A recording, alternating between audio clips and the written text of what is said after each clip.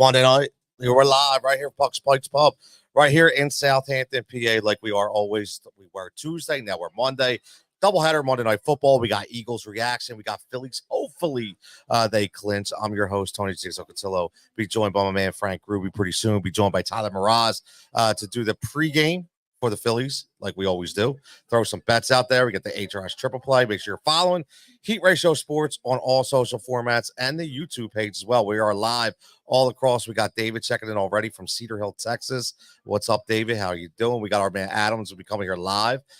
Expecting him pretty soon. Got my boy Dave, who hit for $10,000 last week, which I'm very curious to see how he did it, man. I'm very, very curious. 10,500, by the way, on his DraftKings Showdown lineup, which was on Thursday Night Football, thanks to Aaron Rodgers. We got two football games tonight. We got a huge football game to talk about that just got over that listen, I don't know if you say, is it a good win, a bad win? Is there any such thing as a bad win? I'm not sure. I'm interested to hear what people say. And the poll question of the night, as always, is who's it more blame right now for this Eagles offense looking so lethargic? Is it Nick Sirianni or is it Jalen Hurts? That's what we want to know. Because I have a couple theories of my own.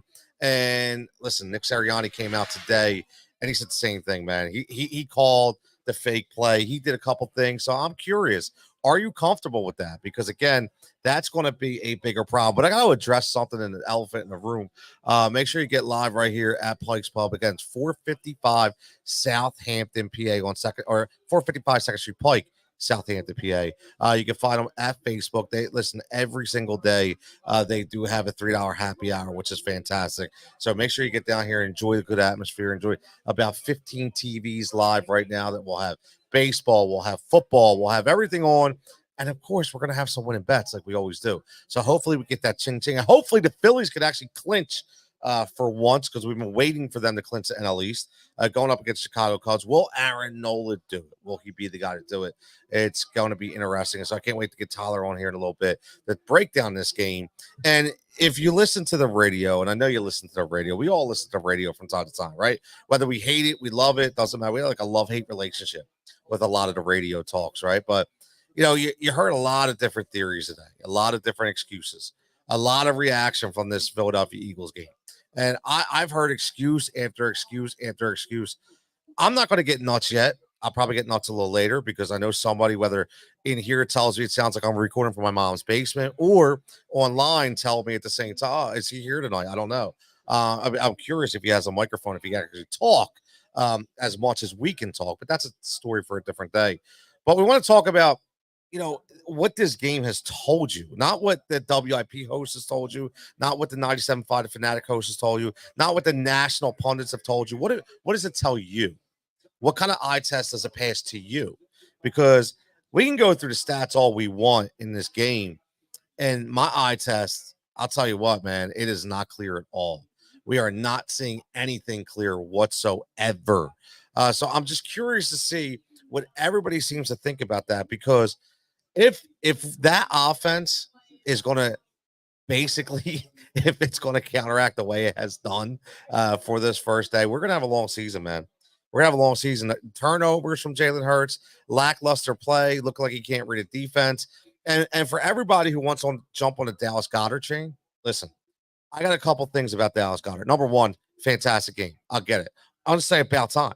All right, we can say what we want. It's about time. I mean, we're waiting for the guy to step up. He wants to be paid like a top 5 10 end. He's 29 years old, but it's about time, right? It's about time he did what he did, and he got lucky because if those two same players don't hit each other in the middle of the field and fall down, Dallas Goedert never even makes it to the 50 on that play. So very, very interesting that Jalen Hurts was able to hit him, but very, very interesting also that he was looking at the hit. I want to see if anybody else had saw that, like I seen that as well, where he's running down the sideline. It's not that he ran out of gas. He was worried about getting hit.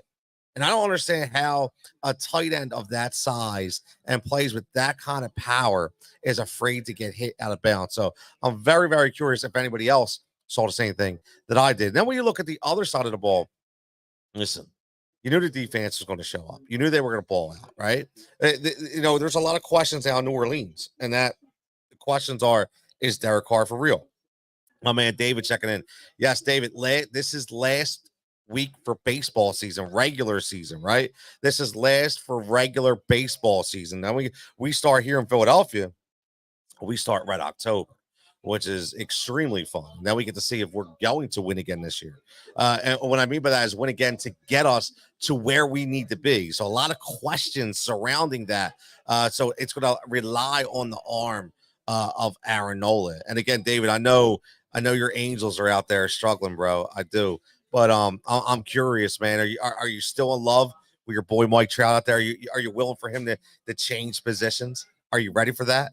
Let me know, man. I'm curious because I think he's just following the whole Bryce Harper MO. I will say this. I told everybody the way I felt about Mike Trout. No disrespect to him. I think he's obviously future Hall of Famer. His career is going to get cut too short, but I think he took the easy way out where Bryce took the hard way out. And I think Bryce Harper gets more of a negative vibe towards him than Mike Trout does. I don't know why that is. Who knows, right? We don't know. But one person that gets a lot of negativity, like we'll say, is Jalen Hurts. And honestly, right now, I think it's rightfully so. I do. I think that there's a lot of variables that went into this game that you're going to be able to look at and say, maybe everybody was right. Were they all right? Were they right when they said he couldn't read a defense? Were they right when they said he got paid too quickly? Were they right? And again, he's playing right into their arms, right? He's playing right into their hands when it comes down to that. So I hate to say it, but I'm actually starting to feel that way a little bit. And I hate it. I hate it. I absolutely hate that I feel that way. David says Mike Trout should be traded to the Detroit. Why the Detroit Tigers, David? I'm curious. Why are you trading Mike Trout to Detroit? Why, like, who you going to get back from Detroit? Why does Detroit want Mike Trout? That's what I want to know. Why does Detroit want Mike Trout? That's what we have to look at. That's a team when they up and coming, right? A team that's trying to build from within. Why do they want Mike Trout? Interesting. I'm curious. But one thing's for sure, there's going to be a lot of entertaining offers. For Mike Trout. That's for damn sure. But to get back until we bring Tyler in and we talk a little MLB pregame for the Philadelphia Phillies against the Chicago Cubs. First pitch going up at 6:40. We have the HRS triple play. We have the Pike Pub bonus bet like we do every single Monday. And we also have a bunch of parlays, a bunch of single bets, a bunch of anytime touchdown bets, all ready for Monday Night Football. So make sure you're sticking with us for the entire show. We're here from 6 to 9. So if you're here checking in, make sure you come up and say what's up. We got an open mic. If you have something you want to say, whether it's, something you ate bad this morning for breakfast, or you're very happy about the Philadelphia Eagles, or you're not happy about the Eagles, or you want the Phillies to win, or you think they're going to clinch tonight. Why would you say they wouldn't clinch tonight? Anything that you want to talk about, the mic is open, except I don't want to talk politics tonight. I'm not in the mood for that. So I've seen enough commercials the last 3 days to really put me in a mental institution, to be honest with you. So I really don't want to talk that at all. So if you want it, the mic is there as we get ready to bring Tyler and Frank in pretty soon and go up to this 6:40 pitch. Now, David, I will say this. I know you've been on this Mike Trout wagon for a long time. And I know. So what do you think your team is going to do in the offseason? I have to ask you that. What do you think your team is going to do in the offseason? Are they going to go? Is Ari Marino, is he, listen, 50-50, Shea Ohtani, 50-50, man? Or is that hurting you every week? I know it would be hurting me if that was my star-studded player that I brought in, right? And now he's playing somewhere else. I definitely know that would be my issue for sure. So looking at the matchup tonight for the Philadelphia Phillies, I think just from our perspective, Aaron Nola. What Aaron Nola are we going to get tonight? Are we going to get the Aaron Nola who can close, or are we going to get the Aaron Nola that's going to give you that third or fourth inning that's going to be a shit show? You let me know what you think, because I think we're actually going to get the Aaron Nola that can close tonight. I do. I think we're going to get the Aaron Nola that can close tonight. I do. Now, his prop was kind of high at over 6.5 Ks. I took the 5 or more, but I'm not sure what one we're going to get from an innings eating perspective, right? How many innings is this guy going to last? And I'll tell you what, man, we're going to have to play to the very end. Like, this is not going to be easy for the Philadelphia Phillies. It's really not. David checking in says, I'm pissed off my Angels. They're not performing right. Listen, man, blame your owner. I'm going to say that again. Blame the owner, because he has completely he completely screwed up everything when it comes to the LA Angels, California Angels, Anaheim Angels, whatever you want to call them. We got Frank getting set up. My man Frank Ruby. We got some big things popping pretty soon. What's up, Frank? Oh, it sounds good. Can you hear me? Yeah, man, I can hear you. Man. Nice. How about you? Can you hear yourself? Sounds fantastic, actually. Yeah, it does. Perfect. There you go. I like it. You got the good mic. No light tonight. No light tonight. I'm no not plugged in. I didn't plug it. You want the light? It's okay. Do whatever you want, man. No, you don't. Okay. Completely up to you. It'll be on soon. Yeah, that's all. It's all good. I'm going to put it on soon. Hey, man, what do you think tonight? Before we break this game down, and strip it down, I just talked about it. Aaron Nola. What Aaron Nola we getting tonight? I don't know. Do we ever? No. You go out and we normally find out really quick.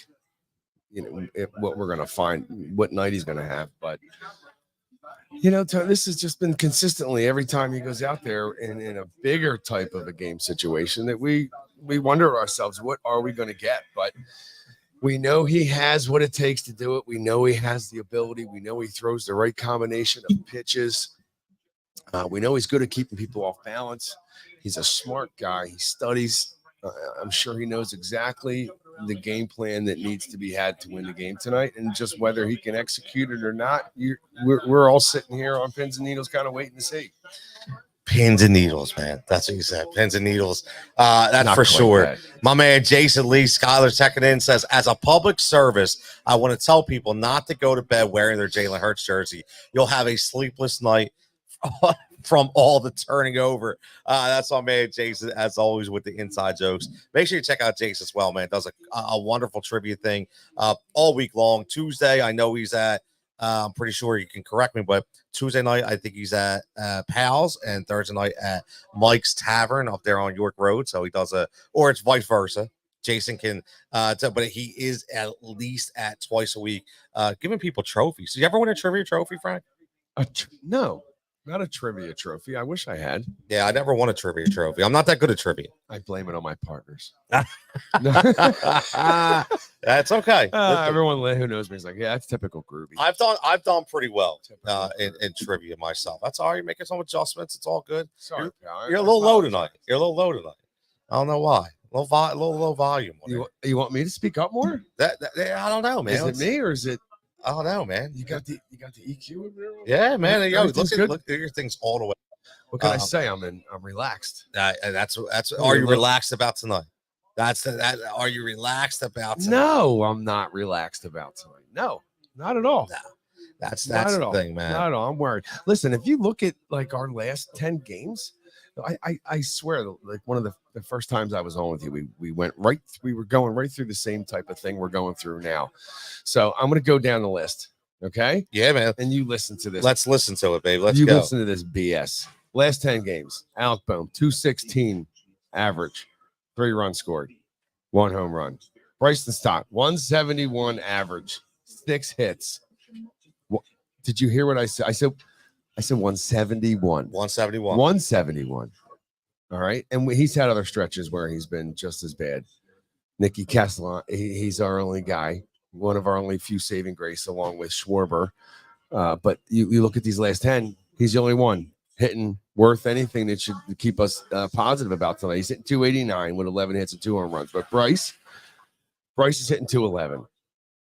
How does that happen? 211. That's not good. In the last 10 games. It's not good. Now, and these are your young stud, these are the horses I'm riding with for the next 10 years. Yes. Right? Yes. 100%. I don't know. It'd be nice if one of our guys out there who are punching the computer sitting there watching us at home or something, check it out. But I'm sure I'd like to see if this has occurred in other organizations who eventually got to that World Series point and figured it all out. Did they go through stretches that were this poor? Or what do they call them? Ebbs and flows. Well, they say ebbs and flows, right? Ebbs and flows. That's what they say. Yeah. So, we'll see, man. Listen. It's a long season. None of us can experience anything quite like it. in terms of the emotions you can feel. Yeah, no, 100%, man, 100%. But listen, we got our boy Tyler checking in, man. Who again, Tyler does the pre and post game most like 95% of the time, and so my old ass can actually stay up, or I'm not busy enough to do it with him. But he does a fantastic job. Make sure you're following him at Tyler Miraz.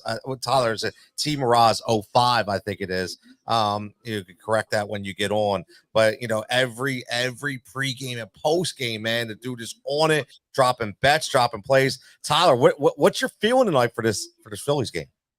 I honestly think it's going to be a blowout. I mean, that may be a controversial take, but I think it's going to be a blowout. Game 1 at home.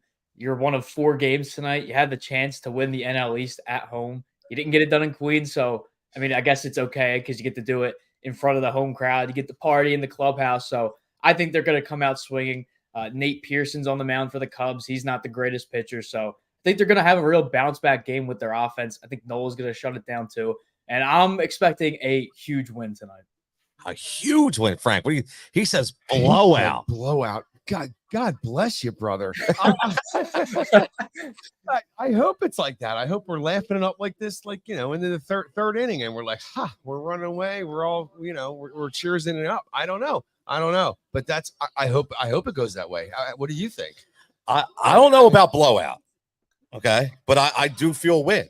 I do. I'm with Tyler. I feel win. I think the offense gets better. Listen, there's something about, you know, just a Monday baseball game. There's just something about a Monday night baseball game at home.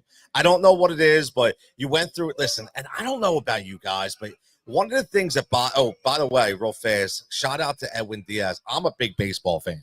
I don't care whether you hate the Mets or you're not. That dude belongs in the game. I'm glad to see him back and on the mound. The one thing I hate, I don't know if you guys noticed, that stupid flickering light that they're doing out there. And man, like on every play, no matter what, like every play is a flickering. It's got like a disco light, like we're back in the freaking 80s or something. Absurd. You see it?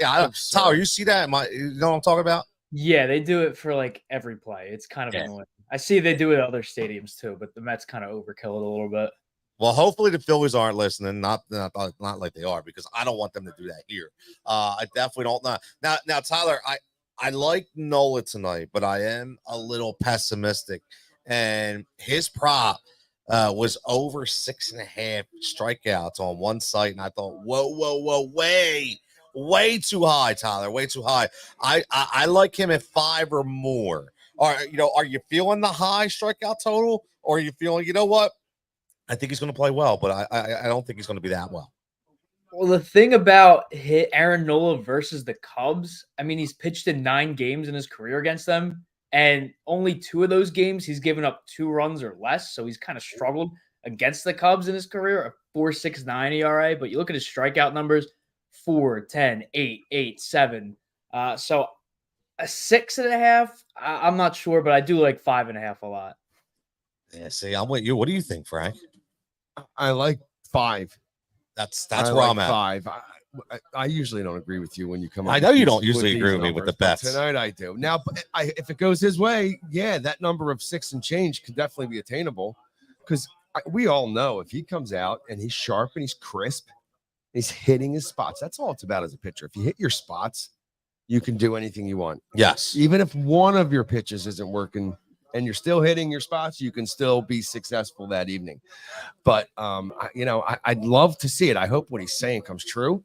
I hope we come out, but what we need to do is hit. We got to get guys on base early in this game, guys. Yeah. My God, right? Man. Like, we really, really do. My man Jason checking in says, he says, maybe it's the pessimism from a lifetime of being a Philly fan, but this team worries me. That stacked lineup goes cold all the time at the same time. That hasn't changed since last season. Pardon me. Nola is a crapshoot. He could be great and he could be awful. And I'm not totally comfortable with the bullpen. Besides that, I feel great. Make sure you check him out. Philly Sports Convo as well.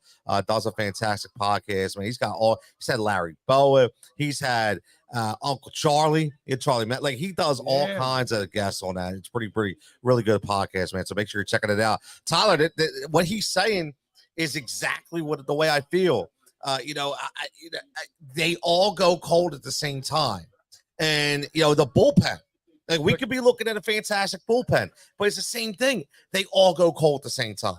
right? So I think that is a difference from last year, because I think last year it wasn't everybody at one time until they got to the playoffs. Now it's happening in the regular season. So I am a little concerned about that. What about you?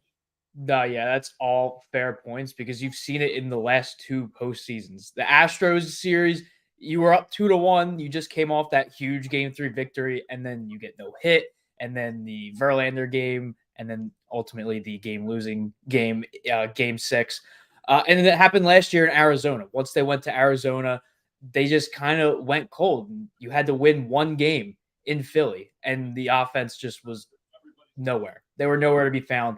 So it's definitely something that has happened in the past, and it's very, good concern because it's happened. So it's not like, oh, you're making something up.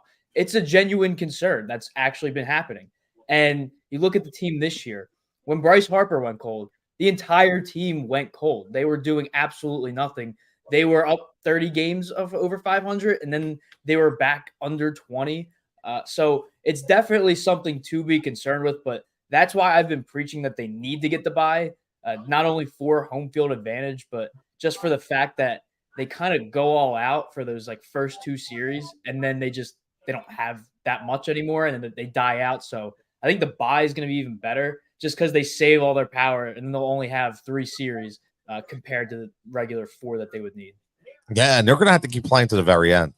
They had listen, they clinched tonight. They can toast, they can get happy, they can do whatever they want to do. And then we're going to start talking about what happens after you clinch. Right. Play days off. I mean, but they got they listen. They had to get the number 1 seed, man. We have problems. We're going to have we got issues. Period. And I don't feel as comfortable as I did just 2-3 weeks ago. I was just going to say that. Yep. No, I just don't. I don't. But I will tell you what I do feel comfortable with. Your I feel boy. comfortable with the HRS triple play tonight. So let's get into that. Let's get the bets in because you can place them for the next 7 minutes. Let's see what we're cooking up tonight.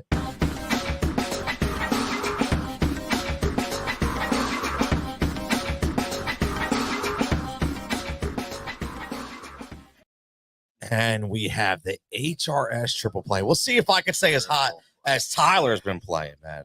Obviously, if I can stay as hot as Tyler has been playing, because he's been doing pretty well. And make sure you're checking out WinDailySports.com. Code word HEAT, HEAT. They continue to get your 50% off. And we got the guy coming up at 8:15 who just hit 10,500 with Win Daily on Thursday night, man. 10,500, man. I wish I could hit that. Got to play to win. Got to play to win. You got to play to win. play And that's to what win. we do. So code word HEAT, HEAT gets you your 50% off. Tyler, that's where I'm going, man. I want to see what you think.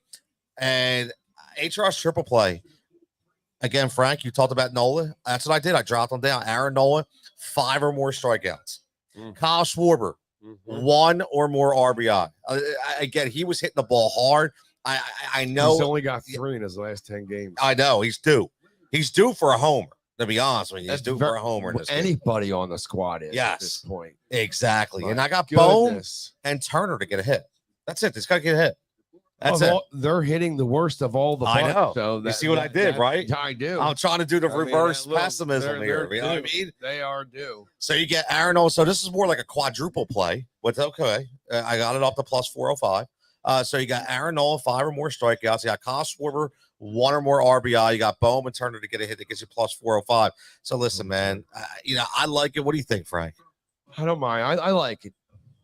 I don't know. He's like, sometimes you throw stuff out there, and at first to face value, I'm like, okay, I kind of like it. And then I start thinking about, I'm like, no, this part doesn't.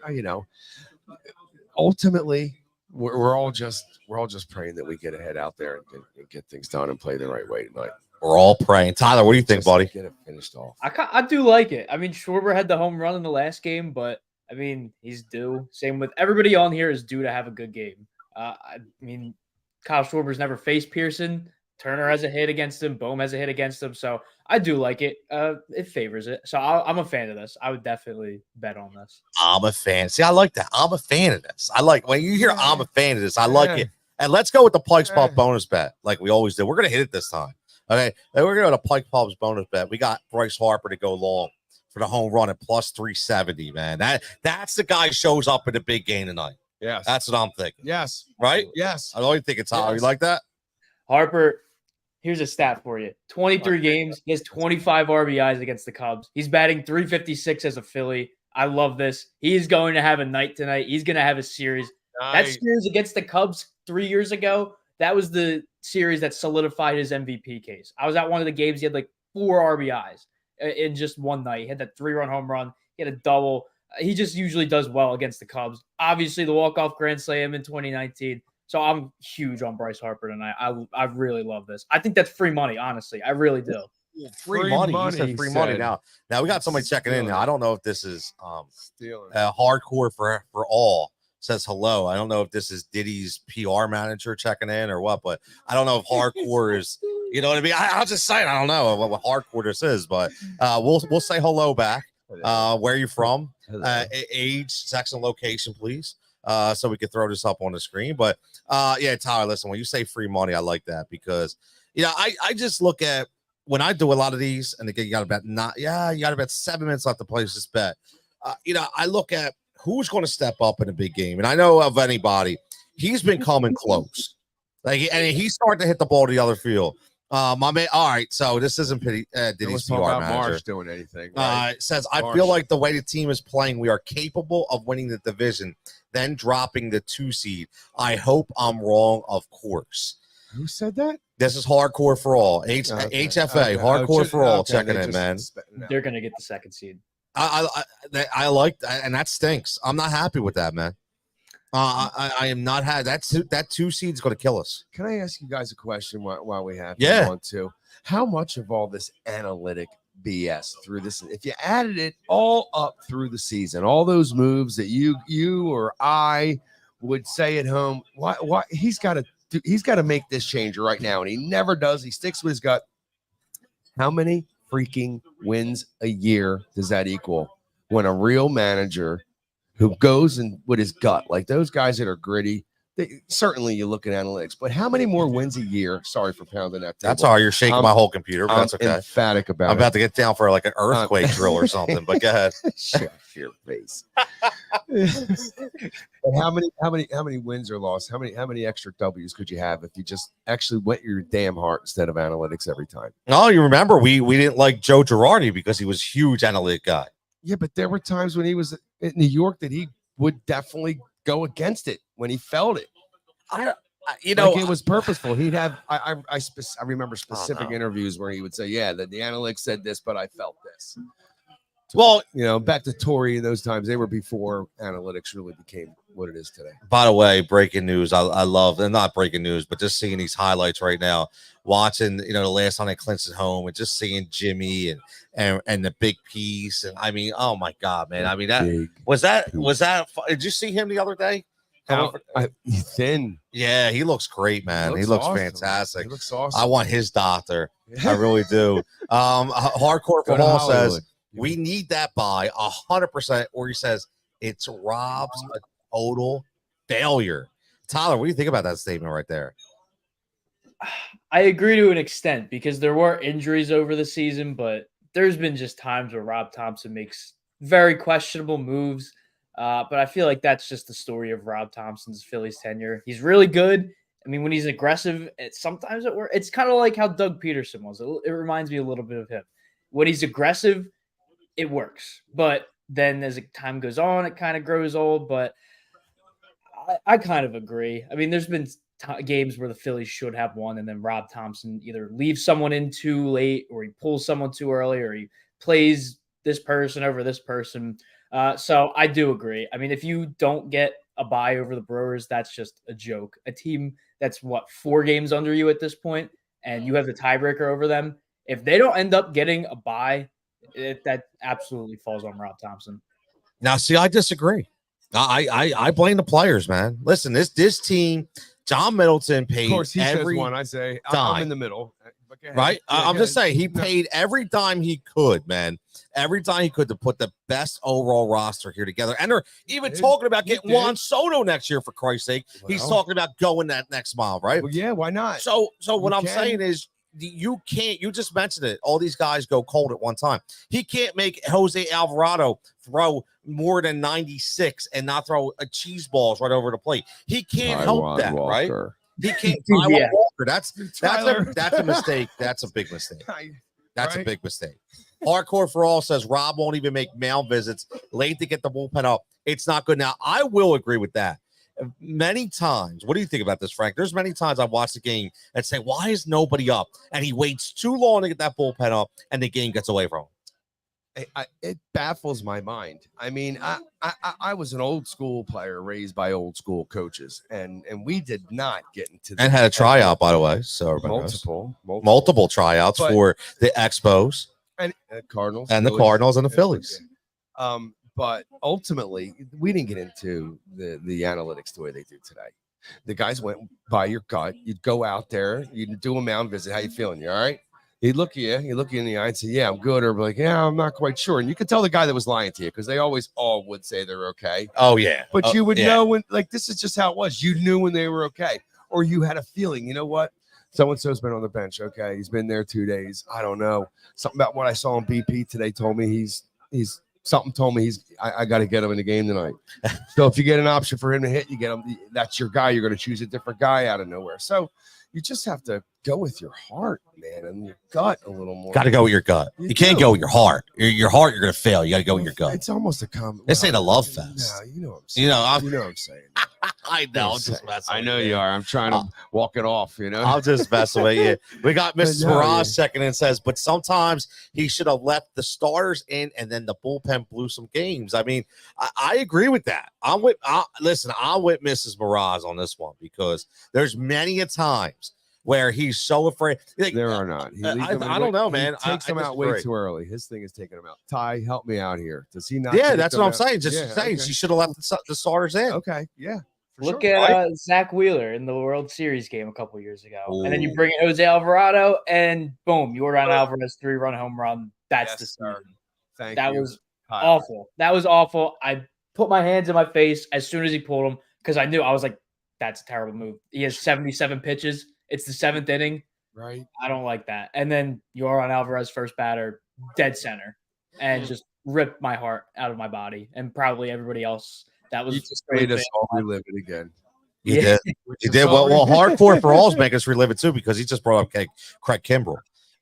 So that makes us relive it. Hardcore for All, thank you for all the great commentary. We love it. Make sure I'm not sure if you're subscribed to the channel or not. Make sure you get subscribed and you're like and subscribe, and we'd appreciate it. Also says that demoralizes the team in those moments, like he gives up on common sense. Here's the thing. I can't get a gauge on Topper. Hey, nobody can. He's tough. He's a flatliner, man. He is. Oh, well, so is Joe Torre, who he was molded from, right? Does it ever make you wonder what he was like when he was younger around his friends? What do you think?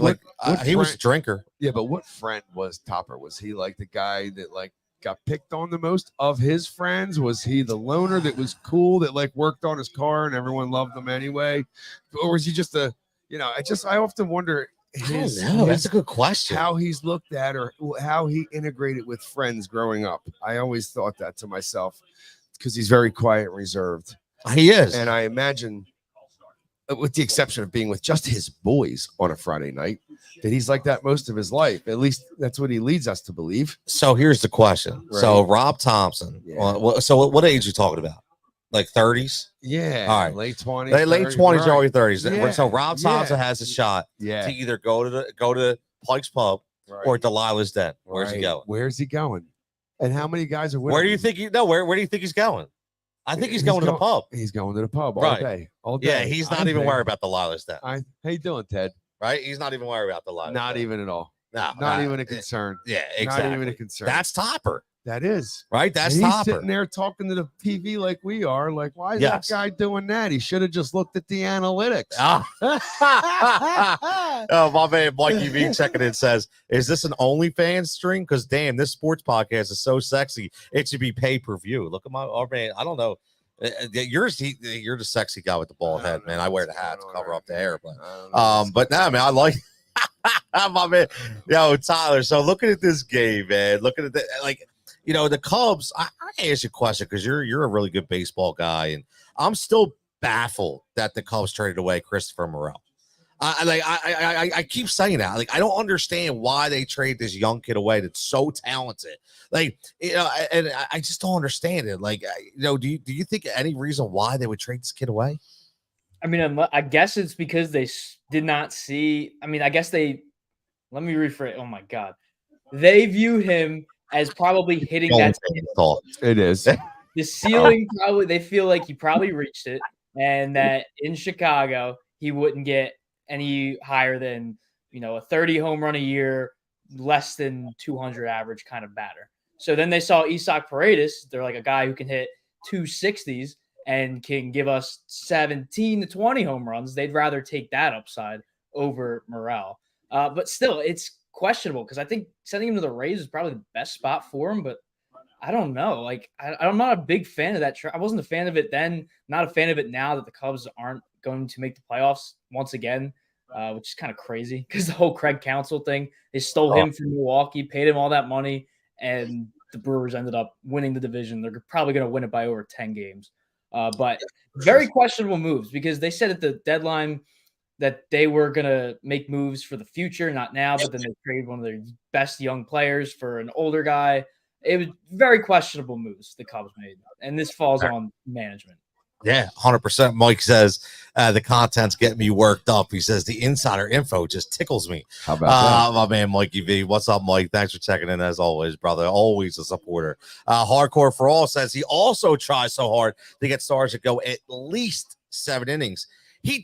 I do see that back and forth, right? So that's why I keep saying it's got to be the players. I can't fault Topper, man. What do you mean the players? Like if this is a collapse. It's on the players 100%. 100%.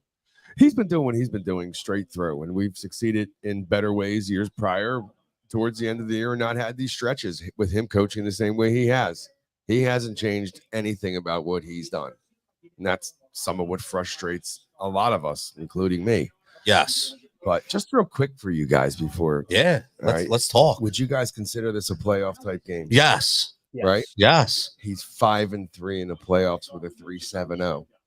So listen, as long as he's been around, guys, Tyler, you brother, he's only had 8 starts. Isn't that crazy? Or no, I'm wrong about that. 12 starts, but no, that's right. We're 8. I got that right. It's 8. But dude, think about it. He's 5-3. It's flip a coin. It is flip a coin. I hope Tyler's right though. I do. I hope Tyler's right too. 100%. And it's all going to be about his utilization of that curveball because that seems to be the pitch that gets him in trouble a lot when he's hanging that thing and they feast on it. Right. I think part of that is because he doesn't at this day and age blow you away with his fastball. If he was throwing 97, 98 consistently, he's like a 94 to 96, 93 to 95 guy consistently. But that it gets out. It's basically a release point when you're throwing a curveball that you're getting your arm into a position that most people couldn't imagine letting a ball come out of it that way. And that right there. See how that landed outside. And we start with a walk. That's not the way you want to start a game, man. That's how he came through. But we'll see. That's okay. It doesn't mean he can't recover real quick here. So Mike wants to know. He says, "What are the top 2 things you want changed?" He says, with this roster that he has, what would you say? Like Mike's getting hot. Mike's getting right. He's like, now correct me, but who calls the pitch? Catcher, pitcher, manager. I mean, he's asking some valid questions here, right? I don't. Managers are not calling pitches. No, 100%. Is that what they asked? Is that what that person? Yeah, but he would say, what are the 2 top things you would want changed? I guess if you could just take this roster and say, how do you change it? 27th on my list, but no. Tyler, what would you start with if you were going to change something? The over-aggression, because you've seen how leaving the pitchers in for too long in the regular season turns out. I mean, look at Ranger Suarez. Rob, I feel like he left him in for too long because Ranger Suarez has never been that late inning kind of person. He's been a 5 to 6 inning type of pitcher. But this year, I mean, he was having a phenomenal year, had a sub-2 ERA before the All-Star break, and then you look at he gets hurt, that back injury, and he still just hasn't looked the same since the beginning of the regular season. So I feel like he should just not throw the pitchers as much as he actually did like in the first half, because I mean, even Sanchez took a little bit of a dip. I mean, he's still really well. Even Nola a little bit, but not too much. I just think he needs to be a little bit more conservative with his starting pitchers. I like that, man. Noah just struck the next guy out. So, so I like this. How about this one, guys? Hardcore for all. He is. If he or she, I'm not sure because we don't know what hardcore for all is. Nope. But if it's OnlyFans hardcore, it's gonna get everybody a little excited here. But I know because Mike mentioned it. I'm just saying. I was watching a lot of Diddy talk today, but it says I want Sanchez #2, Nola #3, and then Ranger if necessary. Because this is for you, Frankie, because you were talking about Ranger losing the velo, getting hit all over the place. Ranger for sure. His velocity's been down dramatically. Why? And we've not been told anything that's wrong with him. Nothing. Dead arm.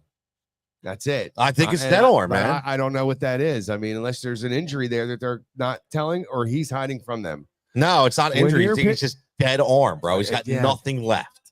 Then he's done as a pitcher completely for the year. No, for the year. Phil Hughes was the guy who remember Phil Hughes from the Yankees? Yes. Okay, so he was out. He was on my fantasy team 1 year, right? So he was out as a player. It's like his designation was dead arm. You got to mess it up somehow to have that. Man. I'm just saying he could have dead arm. I mean, great. Yeah. I'm all about it. Hardcore for all says he was nursing a hurt against. He was nursing a hurting back earlier, but I think that back thing was false. I think again, you're not out for 2 months with a twinged back. Yeah, you could be. Yeah, he was giddy and so I don't know, man. Like I'm not feeling it. Your backup, man. Maybe he went to the party to the Diddy parties. Diddy breakout parties. He went into the breakout parties. He went into the wrong room. He chose the wrong door, bro. Can I ask you real fast? I'm gonna go off the rails, but he chose the wrong door. Read about any of that? Just that I've seen people come out talking about it. That is insane. About being at the parties there and seeing what they saw when they opened doors, and like everything Cat Williams has said is like true. Yeah. On the Shannon Sharp stuff. Oh, the Shannon Sharp stuff. No, I'm just saying it's like all these celebs are like backing Cat Williams. Oh, I know. I'm just saying, man. And he talked about this in a stand-up years ago. We're going off the beaten path here. No, but that's okay. We go right down this hole. I'll take us all there if you want. Yeah, my man Jim checking in. Yo, Jim, what's up, buddy? Says, hey, Tony, you doing every Monday night there? I'll get out there 1 week. Yes, absolutely. Every Monday, Jim, we're here for Monday Night Football and the Phillies. So we'll be here every single Monday. 100%. Mike says very valid. Beautiful. Early in the year, he was pulling guys early. What happened there? JT. Can we get a man crush thing about JT, man? I'm sure plenty of other young men out there have that throw yesterday. We talked about this a couple weeks ago. Wow. Look at this again. That's where you throw it. The guy's got to get to it. That's insane. Period. You're throwing best catcher in baseball. He's throwing it to a spot. I mean, I can't believe people are Tyler.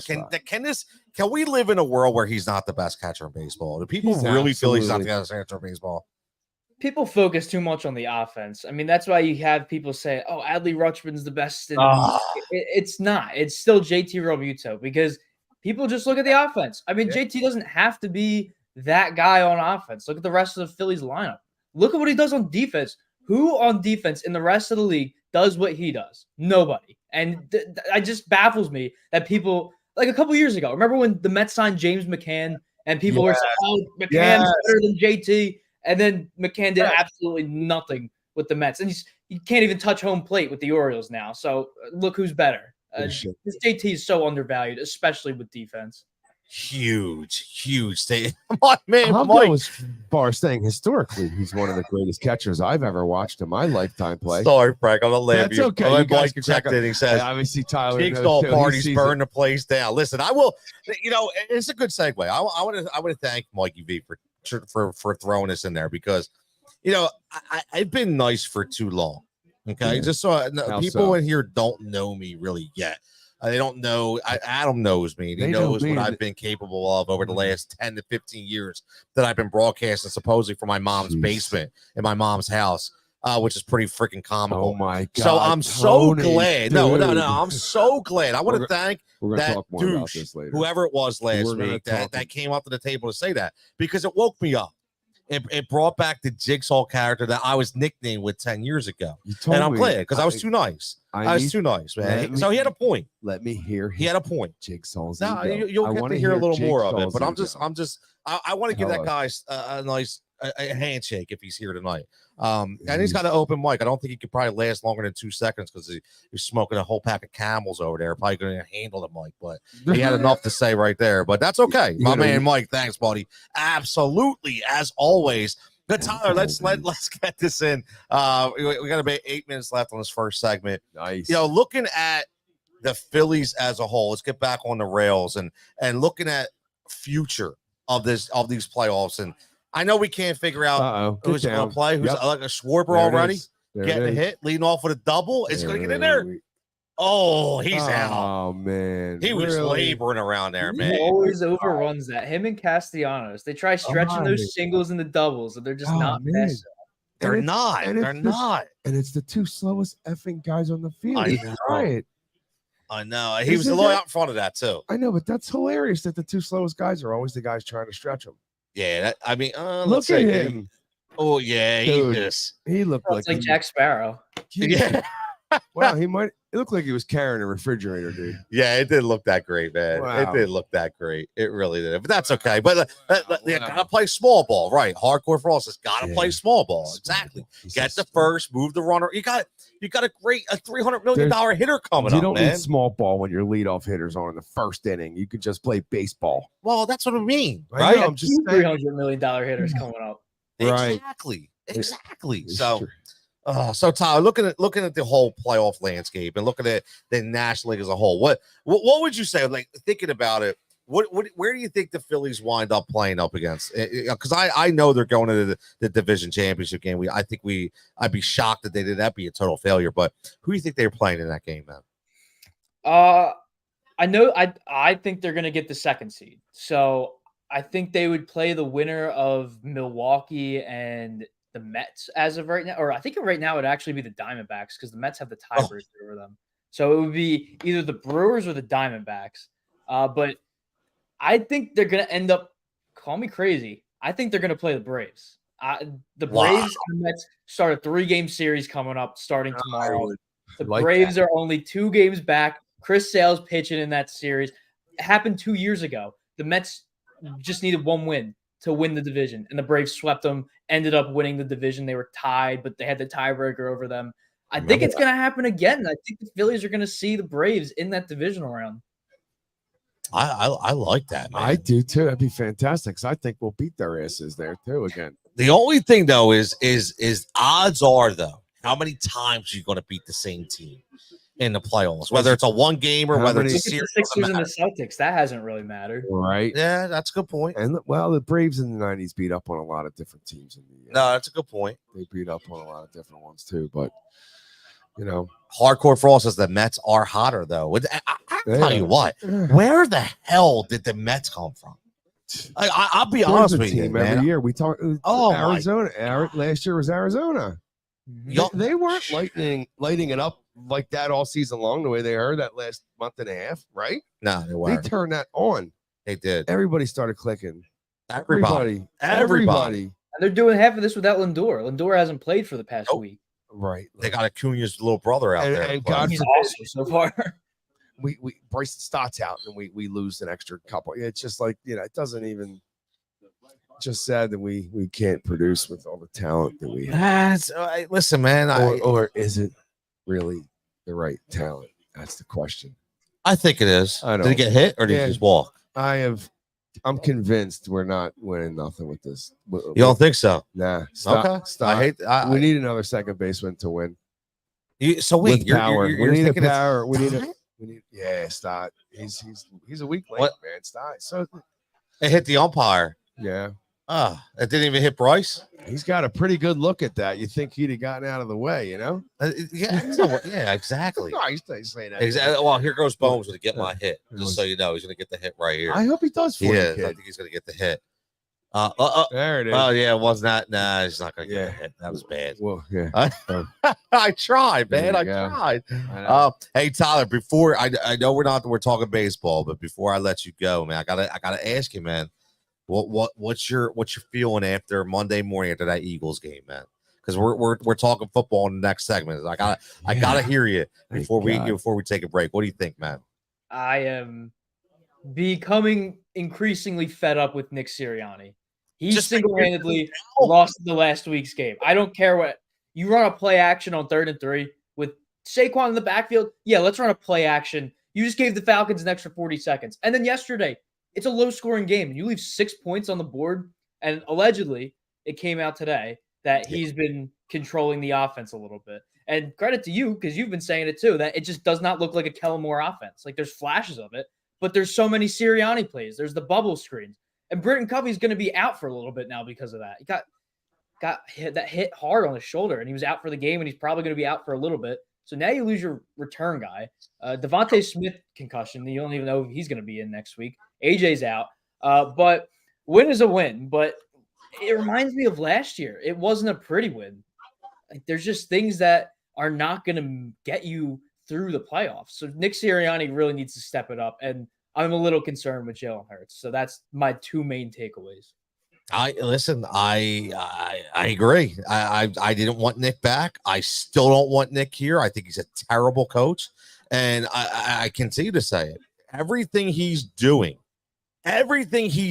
right now, the undisciplined players that he has. Okay, I'm going to get into that in the second hour. Jalen Carter, I don't care how much of a beast he was, but that dude's a problem. He's in Ndamukong Suh version 2.0. You're going to have a major problem on your hands. Okay? Listen, CJ Carter Johnson, get the hell off of social media. Okay? I'm so tired of it. I'm so tired. Bro, you get paid how much? I don't want to hear about keeping receipts. I don't want to hear about you going back and forth with a fan base. It's old. It's tired, man. Just go out and play the damn game. Even though last time I checked, he got burnt by Chris Olave. Okay, on that touchdown. Smoke, but he's in there talking on Twitter. Like, you got on a game instead of talking with your teammates, you're on Twitter. Like, get off, man. Like, I can't take it. Like, and that's all Sirianni. That also tells you a little bit about their mindset as humans. Yep. And what they can and can't take. Or what's important to them, what they're watching, right? That's right. What's important to them, learning the game or getting on social media? I wonder what other people are thinking. Call me old, I don't give a shit, but that's got to stop. And that is Nick Sirianni, undisciplined player. I don't think Nick Sirianni. What else does he have to do? Discipline is absolutely the head coach, and that's 100%. And what were we 7 told? Penalties for 45 yards, by the way. Jesus 7 Christ. penalties. The penalties, the special team, like I'm sorry, man. Again, and it just and what else do you expect when you see him acting like a cartoon character there on the sidelines, going crazy? Like, I get you get happy, a little over the top though. And what is your team going to do? Right, most of the season, he's kind of hemmed it down a little bit. I can't. I'm gonna blow a freaking blood vessel tonight. I'm so distraught with that team. That team is. What about him not talking to the team last week after the Falcons loss? Yep. He's like, oh yeah, Jalen just nailed it. He said everything I needed to say. You're the head coach of the team. Say something. Like, that's ridiculous that you're not saying anything. Oh, because your quarterback said what you needed to say. Yeah, that's fine. Are you kidding me? No. You know what? You got to talk to your team as a coach. Yes. Right. Yeah, I mean, yeah, but sometimes think of the profession they're in. They get to sit there. Imagine if every single time, I've always wanted to say this to people who have said this on the radio. I can't wait to say this. I swear to God, I've waited for this moment for 25 years. Every time we're sitting there, you get done your day of work. I'm going to come sit at your dinner table, and I'm going to tell you everything you did wrong today at work. Okay. And I'm going to just say, you know what? You stink at this. You can't do this. You can't do that. And then, just let you go off about your night. I mean, it's kind of like, we're just constantly browbeating, and kind of, it's just. Nothing's changed though, Frank. No. That's why. Like, we can say what we want, but we come into the same exact product.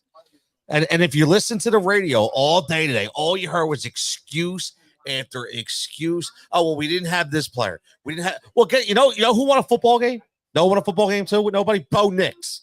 Bo freaking Nix won a game, right? Andy Dalton. Right? Andy Dalton. Sam Darnold. I love me some red rifle, bro. Right? I can't do it, man. I can't do it. So we're gonna talk about that in a second. Now, Tyler, man, my man, as always, doing great things. Appreciate everything. Enjoy the game tonight. We're gonna go take a break. We'll be back in about 5-10 minutes, and we're getting ready for Monday Night Football. We got a double header. We got some Eagles talk. We got some bets to lay on that too, we man. better talk birds. Yeah, we're talking birds when we come back, man. Jesus So we'll be back in Christmas. 5. Tyler, talk to you next Tyler, time, see and you, everybody will brother. be back. Guys, good luck with the rest of the show. Thanks, buddy. Thanks, babe.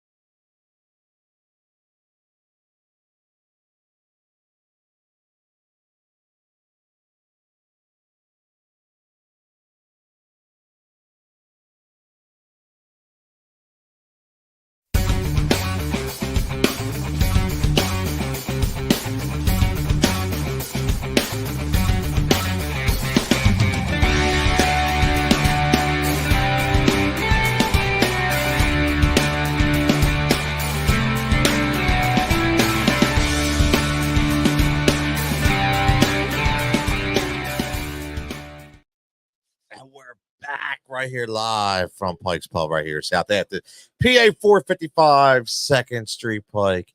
Right sandwiched across the street by Angelo's, by Mount Fuji, by Southampton Beverage.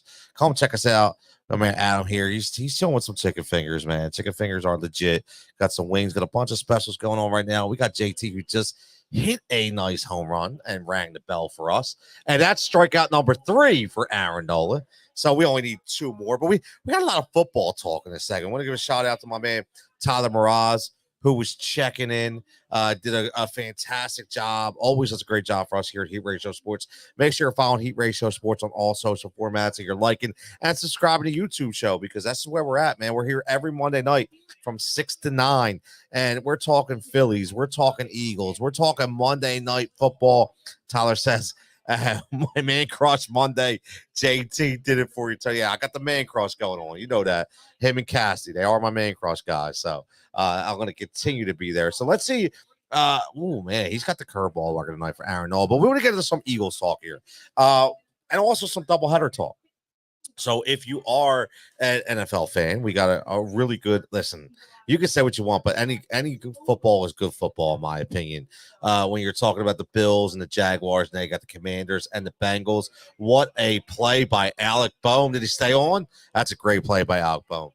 That's a great play by Alec Boehm. Listen, that dude has come such a long way. So nice play there by Alec Boehm. But yeah, so I listen, I don't know who I'm betting on for the game personally, but players, man, I do like Keon Clark a lot, or Keon Coleman a lot tonight.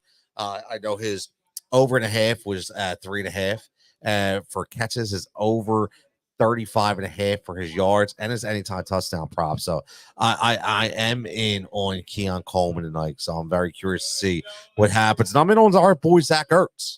And our boy Zach Ertz out there for the Washington Commanders. He continues to just stand the test of time and be that consistent target for Jaden Daniels. Now, we got to rehash what happened yesterday, man. We got a little Eagles talk going on. And I kind of prefaced by, I set us up with Tyler. I got a lot of emotion on Facebook with this question and talking about, how you feel about the Eagles right now. What do you feel? Is there any such thing as a good or a bad win? Again, Tyler checking in says Christian Kirk, big game. He said, I'll tell you what, man. He says Bill's slot. Wow. Johan Rojas making up a nice play, making up for that shitty at bat. Comes back with the glove. That's what we want. And he's going stride for stride, too. Stride for stride. It's a nice catch, man. That's a nice catch out. Tyler says Christian Kirk, big game. Bill slot corner is out. I didn't know that. And it's only a matter of time until T-Law starts finding him. T-Law, one of the most overrated quarterbacks in the NFL, in my opinion. So we're going to see what he does tonight. But talking about the Eagles game, and I've asked this earlier. I want to continue to ask it. Frank's back. We got Frank Grewbs here on the mic. Check it. He loves the football talk. Look at the smile. Look at your smile. You're cheesing already. Look at you. Oh, there you go. There we go. There you go. Now there he is. You're cheesing already. This football talk, man. I asked the question. Check in if you're on social media, you're on Facebook, you're on X, you're on Instagram, you're on YouTube, wherever you're at, tuning into this show right here live from Pike's Pub. Hey, I want to know who are you blaming for this lethargic offense? Is it Jalen Hurts or is it Nick Sirianni? What do you think, Frank? Yeah, it's not Nick Sirianni. It's not. And the ramblings of him having his footprints on this recently, more so than we've heard in the past, I don't know where they're coming from. And I tend to take them with a grain of salt. Okay.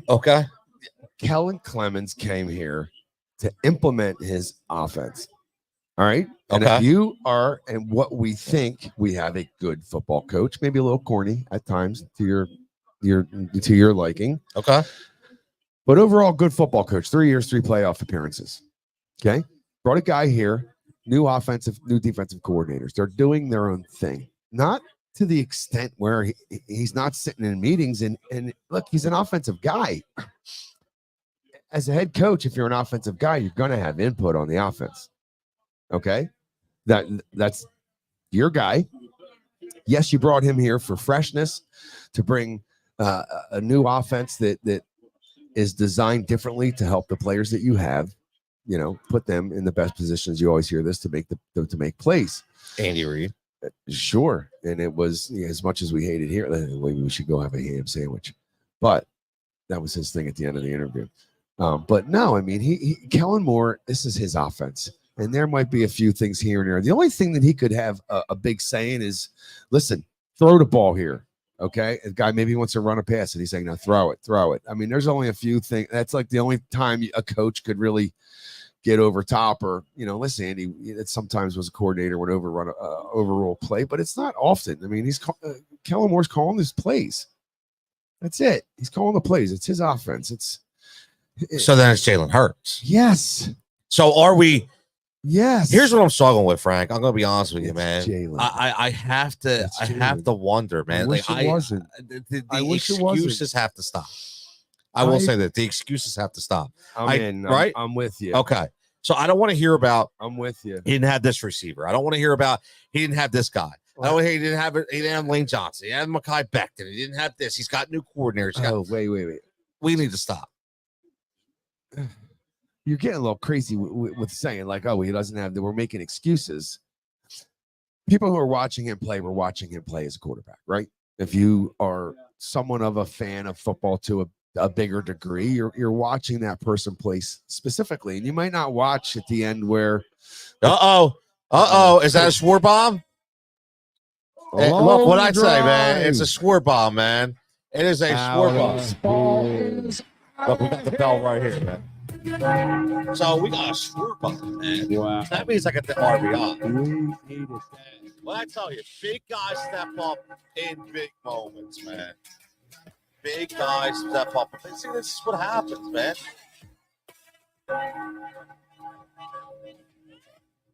Love it, man. I love it. Swing, man. I love it. I want to play that bell so bad tonight. Missing on JT. Got it.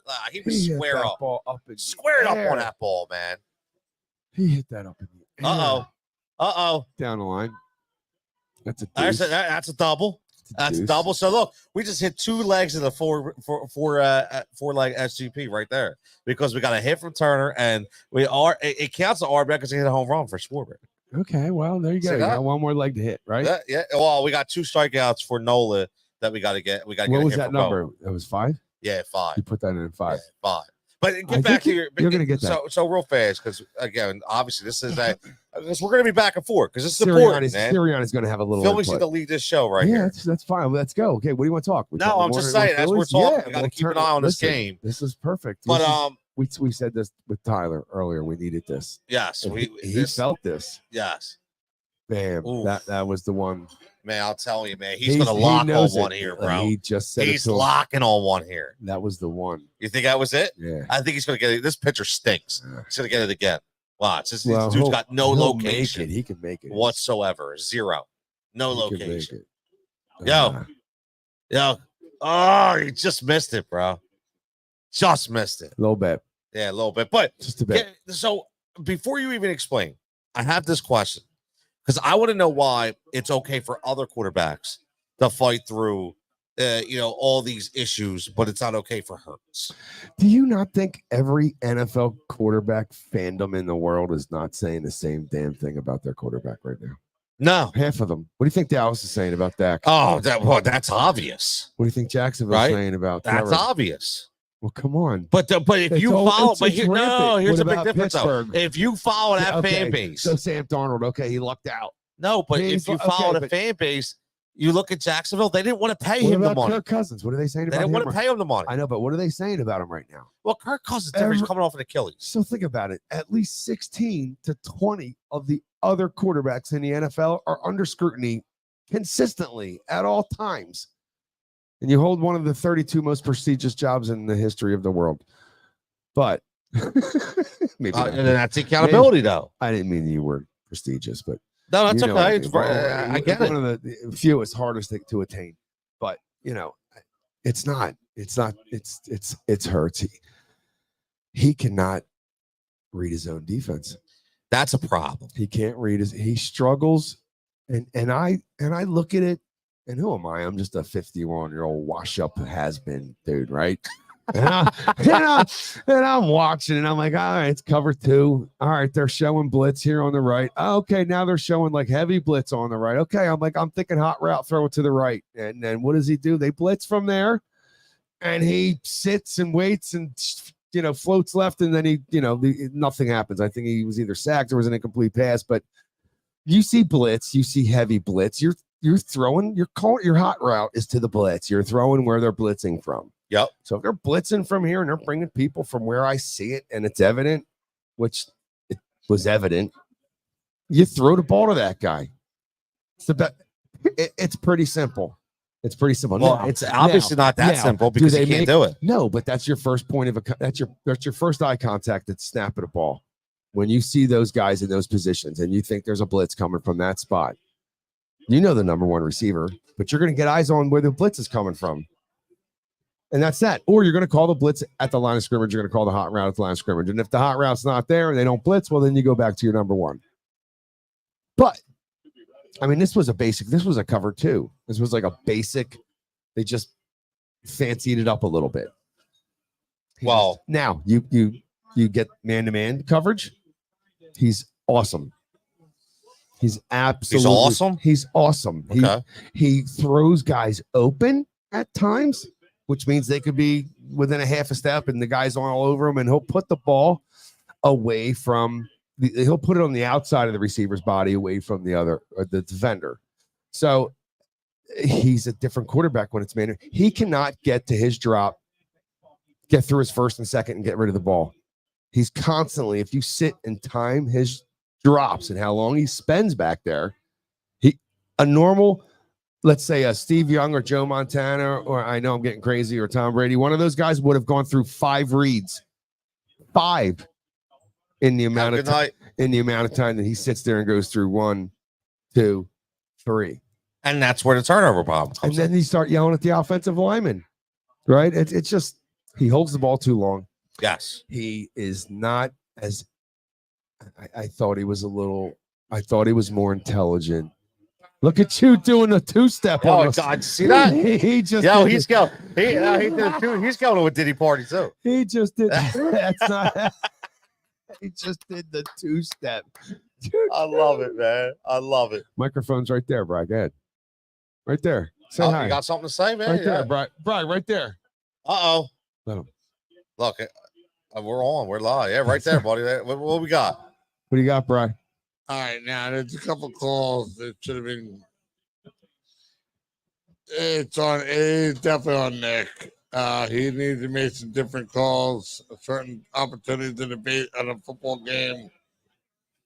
Yeah, for sure. 100%. For sure. Absolutely. Yeah. Absolutely. Yeah, he's got to make better decisions, Bri. I agree. There were some horrible calls. I mean, not necessarily. I need you to take the points, yes. Yeah, I want you to be aggressive, yes. But you need to take the points in certain circumstances, and you need to just calm down a little bit. Yeah, a little bit. He gets a little excited. Like that fake tush push. What the hell was that? Oh, my God. That was a brutal play call. Yeah. Right? Yeah. That was a brutal play call. It was my best kicker in the other. Literally, listen to me. My wife. I don't want you to. Now you made any decisions in your career, Nick. You need to go forward now, and you got to make these hard decisions again. 100%. There will be someone that will be hard again. Yep. And Saquon Barkley. You said it well, Bri. You fucked up these two. Easy, Tiger. All right. I love it. Yo, man. Have a great night, my man. I love it. He's right, though, man. He's 100% correct. 100% correct. My man Rick checking in. Rick, he says, Bri sounds like he's enjoying happy hour. Absolutely. My man was definitely enjoying happy hour. You never know we're going to get here at Pike's Pub, man. You always have some fun. But listen, man. He's so right. He's so right. Sirianni has cost his team points in every game. Rich, Dude, I don't know how I held that together while he was 100%. standing in front of us. I loved it, man. I love it. You know what? It's raw, Awesome, dude. right? It's raw. It's just raw personality, funny, and you can tell even though he felt the passion. Yes. He was passionate. 100%. Now I got to read a couple of these Facebook posts, which is pretty good. So I put a poll out there. So Albert checking in says Nick has to go. Would love Bill Belichick. Hope he goes somewhere before the Cowboys grab him, right? So he's already predicting that Mike McCarthy's going to be out. Now, Rich checks in earlier, says he's not going to Dallas. No, he needs to be here. He can't work with Jerry Jones. He needs to be here, by the way. But he can't work with Jerry Jones. Rich says he cost his team points in every game and has multiple bad decisions in each game. Sirianni can't blame calling plays distracting him from head coaching, since supposedly more is a change of play calling. The last game left 2 field goals off the board. Then he and Elliott try a 60-yarder in a tight game. His logic doesn't have any rhyme or reason. I love that point. There's consistent rhyme or reason, and it's consistently the wrong rhyme. It's the wrong rhyme. It's like a bad rapper. Yeah. Right? It's like a bad rapper. We're not talking about De La Soul. It's like it's a very bad rapper. You know what I mean? Yeah, it was frustrating. It's very frustrating. Oh. Very, very frustrating. But so let me answer this though, real fast, because it's on my head. We're both real quick thinkers here. We are, so at times, what another reason why I think Nick is unfit to be a head coach? Did you see after they scored that touchdown? Now, before they scored a touchdown to go ahead, they already should have in their mind what they're doing. They going for 2, they kick him, right? Everybody was confused. They had no idea what the hell they were doing. None. Why? If there was confusion, it should have been a half of a second. But you see them all looking at each other. People running off the field. They're not sure what they do. Like, bro, what do you do? You only have to control one thing now. You hold up your hand. It's 1 or 2. That's it. Very simple. You hold up 1 or you very hold up simple. 2. Very simple. And this is why I continue to say this is a problem, right? Continue to say this is a problem. I'll tell you what, though, I don't think he's getting in the way of our offense being better. I don't think he's getting in. You're right about that. You're right about that. I think ultimately he's letting the coordinators do their thing. I really do.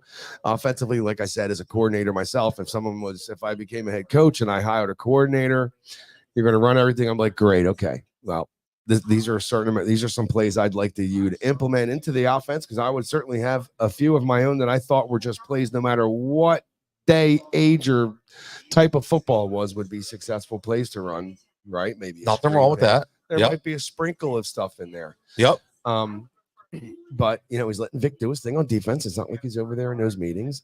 Well, he probably is here and there, step in and say hi. I don't know how Belichick used to handle those, but I know a lot of these head coaches will go into these meetings. But I mean, I'm Jalen. I'm concerned about Jalen. But let's have that conversation. Okay, but listen, as we go down this road, we had 2 starting offensive linemen go out of the game early. Okay. Early. Your right tackle. Right. Was your heartbeat of your offensive line. Your right tackle. Lane Johnson. And then who? Mekhi Becton. Mekhi Becton. Same side.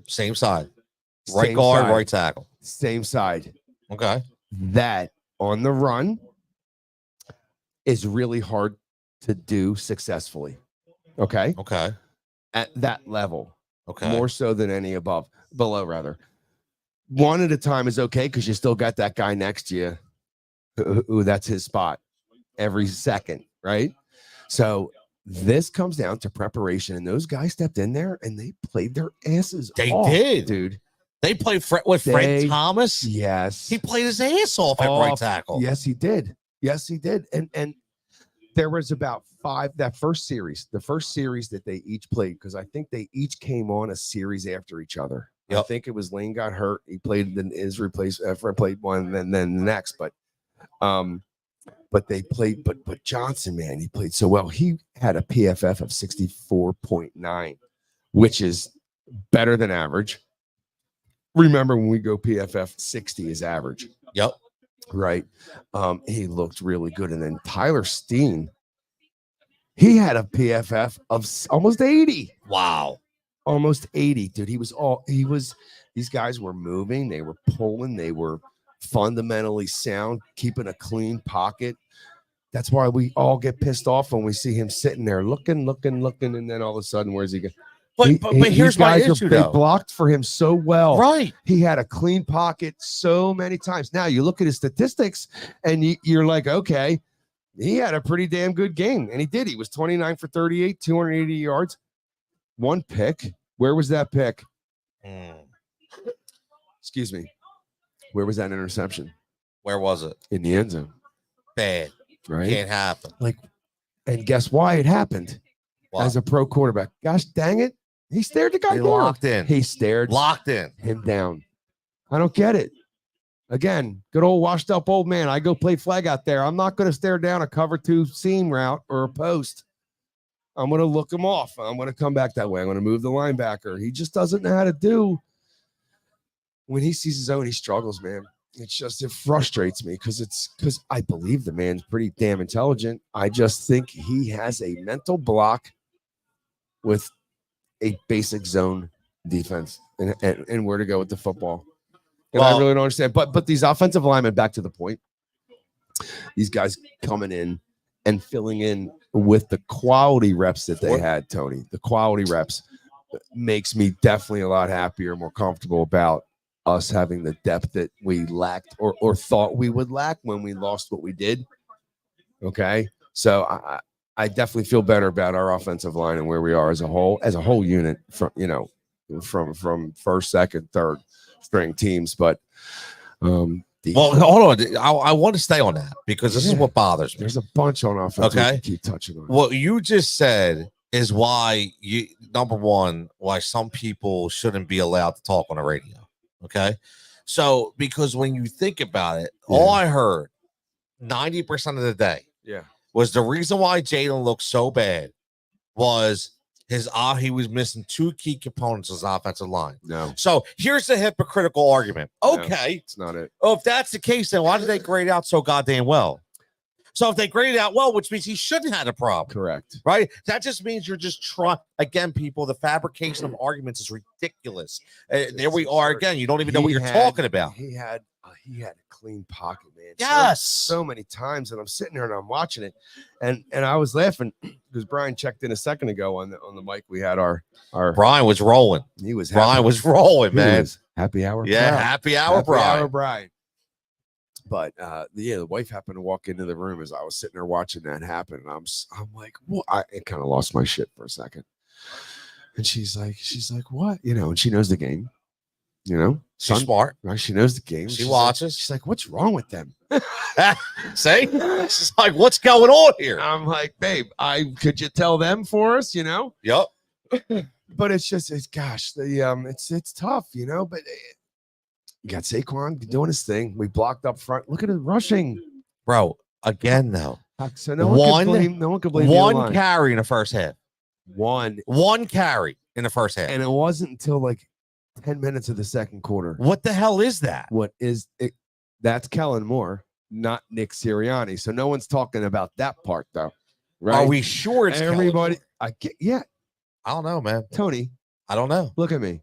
What? It's Kellen and Moore. Okay.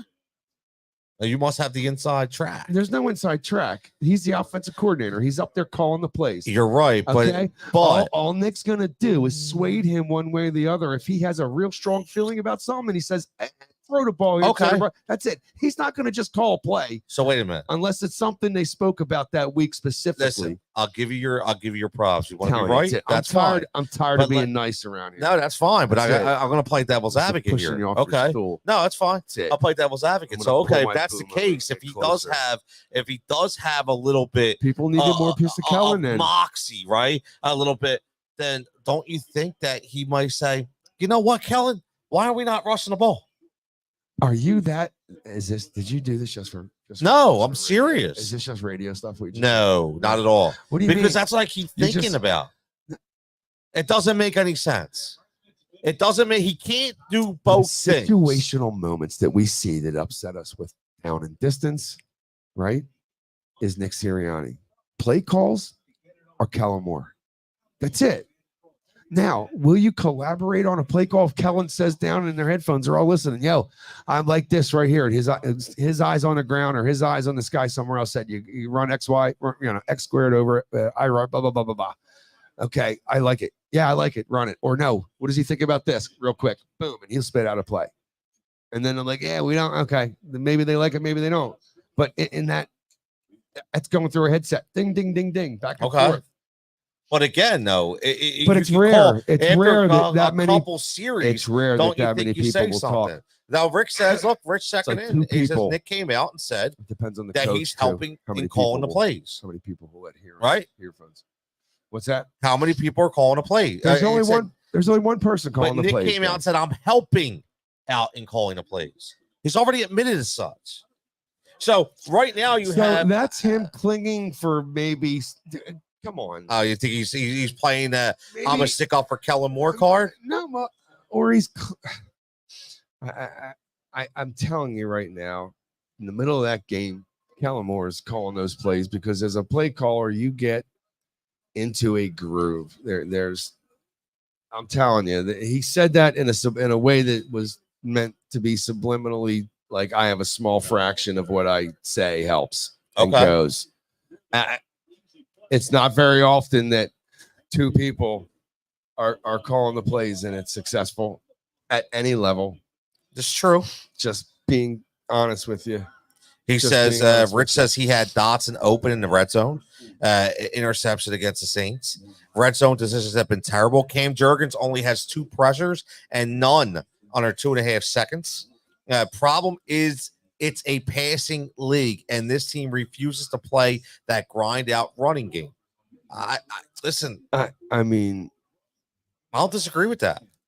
We're rushing attacks in the top 10 already right now. But that's a lot of that is skewed, man. Well, right, because it's going by yardage, and he's getting big chunks. So it's not by usage, it's by yardage. All right. So are we going to say that about the quarterback that throws that 6-yard pass that's a 75-yard touchdown? I mean, come on. I would. But we can't because it all evens out in the end. It all evens out. Yeah. I don't know, man. It all evens out. Rushing's a little different, I think. Rushing is a little different. I do think that. We all agree, and whoever that was. Who was that to check That's in? Richie D. Richie. I agree, brother. We not Brian, Richie. I know. Richie Brian. We could probably hear Richie and understand him. Yeah, Richie, we could probably hear him a little clearer. We could. But no, I agree. Absolutely have to run the football, man. I mean, 1 carry, right? We said 1 carry. So, yeah, Richie, we got to run the ball. My thing is minimum for your main back, whoever in any offense, this would be me as a coach. Your main back's got to get. See, Chris, your main back's got to get 20 carries, and you got to especially the main back that you're paying $30 million. So. And you got to mix 7 to 10 more in, if you can. 7 to 10, 10's a little healthy. 5 to 7's more realistic. 25, 27 carries a game as a running game. That's what you want to have. But he got close. I'm feeding Barkley, and I certainly am not waiting till the goddamn second quarter. Yeah, that's to hand on the football. That is Kellen Moore. That's weird, man. I don't understand it. And if Nick Sirianni and like you and I and the rest of us are saying, why the hell are we not running the football? If he's part of calling the goddamn plays, why doesn't he just say, let's start running the football? Yo, bro, you're a little touchy tonight. There you go. That's that Diddy stuff again. Jason seriously? says, don't do that to me. I wonder how much of the shots he's even calling. Did he pick his coordinators? I'm not defending him, but he seems like a figurehead that will end up being the fall guy if the team underachieves this season. Of course he will be. Yeah, but I like that comment. I think it's true. Yeah. The figurehead, I think he's got that ego. He can't get away from that ego, man. He can't get away from that ego. He's young. He likes the ego part of it. I think, what's funny? I've sat and I've tried to put myself in his shoes.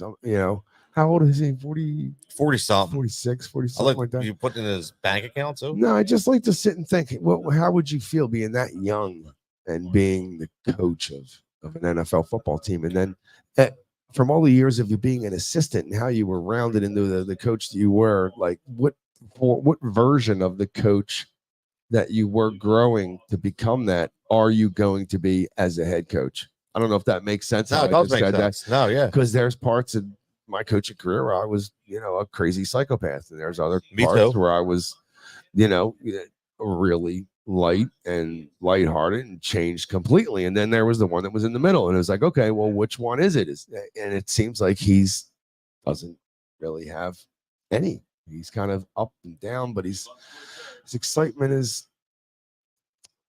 it's a little above what we're normally seeing, right? Yeah. No, I mean, listen, I think we all know. But is it really that bad to have personality? I mean, does it hurt your players? Yes. How? Yes. How? Okay, so hear me out for a second. Okay. Before you start patting me on the back again. So you are really. Are you? So listen. Okay. So you had 2 instances, right, in that game. Watch this, guys. Come on, man. Like, go ahead. I'm not Justin Bieber, but so listen. You have Jalen Carter. I don't care how good of a game he played. Okay, Jalen Carter doesn't know how to control himself. Hold on, that's a little right.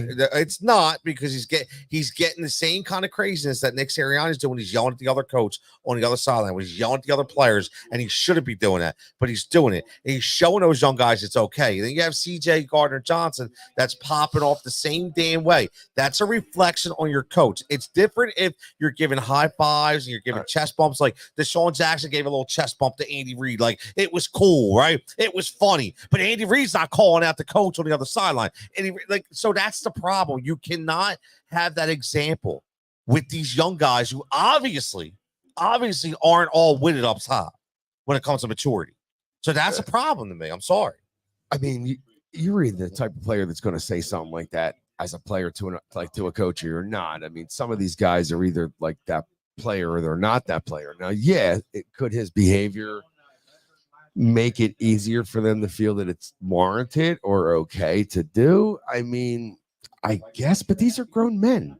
I mean, like, him saying that isn't going to make some other grown man turn around and say, oh, well, I want to do that too because he's doing it. You know what I mean? They're grown men. They're going to act how they act. No, it's not that. They're going to say it's okay. Now, it's accepted. Okay, so it's accepted. So that right certainly could be to your extent. Your major point is yes. Is that the way he wants to be? And yes, another coach, Belichick wouldn't have that happen. No, he wouldn't. And that's why I want Bill. Okay, but then the guy's going to play so tight that they couldn't fit. I think here's a problem. The only way that we're going to know what this team really is under a different head coach. Oh, I really do feel that way. I do, and I think we are there now, though. We are. Because if this year, if we don't go past where we did last year, and that's that. We have to win a game. But is winning a game enough even? No, you got to go more than winning a game. Because the year before, the expectations Super Bowl are a lot higher. The Super Bowl. Yes. Super Bowl. Yes. Or bust, technically, right? I don't know if it's just Super Bowl or bust, but yeah, you have to get there. This team is built. We might take a conference championship. Like, okay, well, we're still right there. Right now, we're that the Niners of the late 90s versus the Cowboys, probably. But this is such a tough sport to constantly win like that, man. No, it is. And to find these coaches and there's the day and the age and the players and how everybody acts is so different. The coaches have to be different than they've ever been. When you get these old school guys, who knows how, Andy Reid, he did a 180 in how he coached in terms of how he started dealing with the players. In terms of the day and age, he rolled and continued to learn the new things that were going on. Yes, he did. Right, digitally. Yes. I mean, that had a huge part in it. He was a part of it all. He doing commercials. I mean, you have to be different as a coach today than you've ever been before. And some of these guys can't do it, and you get put into that limelight. But no, he's definitely not calling the plays on the offense. Richie D says Sirianni stays if they lose a close game in the NFC chip, but if it falls apart and he gets blown apart in a playoff game, he's gone. Now he's getting all crazy specific. Nah, well, here's the thing, man. I said he ain't making it past week 8. I said this before the season even started. But you, I said it before the season even started because Nah. I'm telling you, this team is Jeff's no. not, There's a lot of issues that are and let me just say this I though. don't think Jeff's is going to fire someone. Listen, he spent a lot of money on his team. Okay, At least he can field the ball and throw it to first. Oh, I like Because that. he certainly can't hit the damn thing. Who, Alpo? Yeah. What's wrong with him now? He's hitting like 211. 212, you said? Yeah, 212 so over his last 10? third. Like Hey, it's remember, he just came back from restrict- that wrist injury, He's got too, nice, by the he's way. got great hair though, bro. He does got gray hair. I am jealous of his hair. I don't know if I'm jealous of it because it's a lot of work. Stop. I like It's a lot of work to have Oh, to do the hair. Your boy had by the some way. curls back in the day. But Oh, dude, I had a king mullet. I did have mullet, dude. listen, I had a mullet that wouldn't quit. I had a Had what its did own they name. call it back in the day? I had a perm, but it was a body squirrel. wave. I had the Jason Priestley, Luke Perry look. The rat. Remember that? The rat. Back down. But Metallica. listen, here's the way I look at this, and you know, There's a good lot of curveball people were right talking there. about He just threw hung his that bat curveball. He got it. We got it. Rojas with another great play. Yeah, it was average. That's not average, man. No, stop. That wasn't. That's a great not play. average. Stop hating on Tony, Rojas. stop it. Listen, let me ask you this, Yes. and I want to ask everybody this because this is what bothers me. So I'm we're waiting for- we're I'm here. waiting- Hold on. I'm waiting for Tommy and Pat. Tommy and Pat down there. Patty. I guess they can't hear us. I was hoping Tommy had something to come up here with earlier. I was hoping he'd come Was up it something talk good? about- Well, here's what I'm Go looking ahead, at. go ahead. I'm looking at everybody saying, "Oh, man, we pulled it out, man. We pulled it out. Yeah, our defense, man, this defense is a top 5 yes. defense. It's great." Oh. Blah, blah, blah, blah, blah, blah. You know what's fantastic about that? Nothing. Because what I say is we're not supposed to win that way. This team is not built to win that way. Okay. And they cannot sustain the ability to win that way. So let's stop talking about that. Let's stop figuring. What way? Well, what I Make mean me is, understand that you're way. not going to win games 15-12 every week. You're not going to win games 10-7 every week. This is not that kind of league, man. You have to figure out what the hell is going on the offensive side of the ball if we're going to have a chance. So I'm just tired of people making excuses and say, well, we won the game. We won. It doesn't matter. Right now, I'm sorry. Are you mad at the defense too? No, what I'm saying is it's non-sustainable. It's unsustainable, No, in my opinion. Because it doesn't happen often, right? However, we saw low-scoring games early in a bunch of games. Wait, with teams Early. that were supposed to be top 5 offenses? No. Okay. So that's the point. Excuse me. No, but I mean, listen, we have a defense that can really help us at this point. We're finally, I don't know what took everybody talking smack about our D line and those guys for them to finally play. I don't think that's it. All right. I think they took us lightly. No, I mean, I'm talking about our own guys. Yeah, I'm talking. Me too. Jalen Carter and Jordan Davis. Finally. Okay, listen, they floated their whole damn career, and they. I'm never going to say they didn't give 100%. I'm sure they did, but they made it to the cream of the crop with probably the least of effort you'd have to do it to get there. Listen, people, don't think I'm saying they didn't put in hard work to get where they are. Of course they did, right? But they weren't the Peyton Manning staying 25 minutes after every practice. No. Right? You know what I'm talking about. Hell right? no. Their natural ability and the greatest efforts they could give during the structured moments they could do to be a football player, they did it. But never had they ever had, let me just say, their manhood, right, challenge. Because we're like, these guys can't stop the run. We're down the line. Is that fair ball? Oh, he's getting a double. There it That's is. a double That's for Bryce. double. Stand There's a up. double for Bryce. Stand There up. we go. I like it. Then I we like do it. a little stand up. I like it. Double that. Now your boy second. Bohm's going to come up and knock him in. Watch Doubt it. this. Oh, fuck. Roll it. Yo, Bry. I held it back. Yeah, I didn't- Now, see, now, hold on. And meanwhile, you're the one telling me week number 1 here. Hey, you can say whatever you want here, buddy. I don't remember that. You said there's no. I must have been drinking too many teas. Yeah, But this is what I mean. Rich says this team was built to win over 30 points a game. This defense isn't going to play lockdown every week. They need to win with scoring points. And 1 week out of 3 Saints looked at the tape and said, we can roll and walk out below the Eagles out. They overlooked. That's the only reason why. Kamara, you ready? 26 Yes. carries, 87 yards. Why? Our front four. Period. End of story. Just like even though didn't like how Jalen did well, did his thing. He still had time to throw. He still threw for 286 yards. We still ran the football for 150 some odd yards. I mean, we did what we could do based upon the game that was presented to us at the moments we did them. We held Kamala to Kamala or Kamara?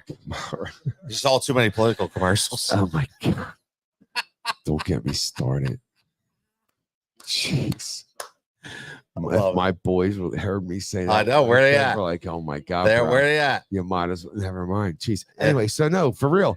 And we held him to just three catches for 40 yards, which that dude can go off catching the ball for 100 yards and run for 80, 70, 60, 80 and catch 100. He's a stud. Absolute stud. N'Kobe Dean, Zach Bond, they were all over the place. All over. And all look, over Richie the D place. just checked in too. Milton Don't Williams. forget. Milton Bond Williams. and Dean have really good games. That's bam. You just heard it. You guys are right on point. Swami. But yeah, he all over the place. Love it. Running around, reading people, man. It's fantastic. I heard Seth Joyner. I was listening to Seth the Love other. Seth. He was talking about linebackers, and he was using terms like Mike and Will and Sam. He was talking about the different linebackers. Yep. And he was talking about those guys looking at the uncovered lineman in front of them, right? Because as a linebacker, there's someone in front of you that's uncovered. And he was talking about reading their first step and how they take it to the play. And these guys do that to the best. They read, of course, your next look. So as a linebacker, you're looking through the uncovered lineman in front of you to the nearest running back. Yep. So, and that's kind of how that flows, and then to the quarterback, depending on the action. But I mean, these guys are reading everything really quick. They're getting over top of guys that usually would cut them off and block them, and it was nice to watch. And I mentioned Milton Williams. He played really well too. I love Milton Williams. There you go. Here's your stiff. This is your boy right here. Who? Casty? Bryson Stott? Yeah. I want my daughter here. You say stiff, man. She's gonna fight you with that. Dude, I love the guy. I'm sorry, honey. I love Bryson. I love Bryson, the guy, and I love Milton Williams. I love Milton Williams. Yeah, he's doing well. He did well. So Rich asked a question. He says, "Why is Devin White not even dressing for games?" Now, I have an answer for that. Frank, you tell me if this is correct. Okay, and this isn't my answer, by the way. I want to say this is Tyrone Johnson's answer from 97.5 because he did mention this, and I thought about it. And I was like, dude, I think he's right. Why is White not even getting dressed? Because he doesn't play special teams, and your backup linebackers on your team need to play special teams. So, right, Yes. is that correct? Yes. So he was saying they can't dress. They got him. They're in the center field. Who's that? Center field. Oh, what happened to Bryce? Nice. Stop. Nice. Love it, man. Love it. There's that game, man. 5-0. How about it? That's what we talked about. This is what we needed. This is how we clinch. Tyler, where's Tyler where at? are you at, Tyler? Tyler, he said Nah, he'll man. blow him out. He's probably half asleep by now. But am I right about the linebacker? Well, or was Tyrone right when he said that? What was the exact thing? So the exact answer for him was he doesn't play you special don't need teams. them all. You don't need every linebacker to play special teams. You Okay. can have one sit over there. So You can have one be bad boy over there in the corner. why would you say he's not dressing? And you can sit there. There's shit going on. There's gotta be. Whether usually, like, if something happens, like in their personal life, they come out and they say, hey, like something's going on, and they kind of give us an inkling as to what's going on. He's going to take a leave of absence. It's personal. And when him and his family are ready to talk about it, they will, blah blah blah. Nothing. Yeah, dude. This guy, I'm surprised he's not released. That's what I'm surprised at too. I don't know why he's on the roster, but we're kind of stuck with what we did. I think, obviously, I don't know. I was only a 1-year deal. Yeah, but I don't know the specific. But he's not dressed. He's. Thanks for coming. Whatever you did, you messed up. He messed up bad because this is a guy who we thought was going to come in and take over that middle. Let me tell you something. You're playing for a pretty awesome owner based upon all the men you hear speak about him. Yep. Right. And I hate to compare us to New England in any way, but Robert Kraft. But Robert Kraft is beloved. Right. He had some good Diddy moments too, Robert Kraft. Yeah, that's okay. He's a legend. I swear to God, it's like you keep me all the time for going to the dark side, but you constantly go to the dark side. I do. I can't help it, man. Because my wife are going to unleash the dragon. You have no idea what you're doing. You have no idea. No. What the hell was I saying? You were talking about Derek Devontae White. Or Devontae White. Devin White. Devontae. I'm thinking of Levante David. And you're right. We combine them together. Either way. It's just something's whacked out. Something happened between him and Vic. Absolutely. Just like you said. Something happened between him and Vic. But why is nothing's been said? Nothing. It's like they're expecting it. And I guess there's got to be a question every day about. Every day. And if you notice, he's kind of like playing the role. Like he's like, I'm here to help and here to help. You said you want to come here to prove that you were starting. He was brought here to start. Absolutely. Absolutely. Something happened. Something definitely happened. For sure. Well, and I'm sure it's going to come to find out, man. It's going to come find out pretty soon. Something happened. It is going to come out real soon. And by the way, like Rich is saying, by the end of camp, he supposedly injured, not even dressing, wasn't asked to travel to Brazil, right? I mean, that was a telltale sign right there. That's when I told you, my inside hearing that Stay home. Had happened. Stay home. Yeah, didn't even go. Don't even take the trip. You think maybe possibly he charged up at Vic when Vic told me, by the way, N'Kobe's starting. Like think about that. Like something, I think something had to happen. How awesome would that have been? Yeah, to see that, right? Dude, watch that. That'd have been killer in that room, right? Oh my God! Because you see Vic, he don't care. He don't play. Oh, he'd have thrown a right hook. Yeah, he don't play. He'd have thrown a straight right. That would have been Kevin Gilbride with Buddy Ryan all over again. Such a shame. Buddy Ryan, the right hand he threw was so weak. It was so weakest right hand. It was, man. It was so bad. It was like granddad right hand. Yeah, it was terrible. It was terrible.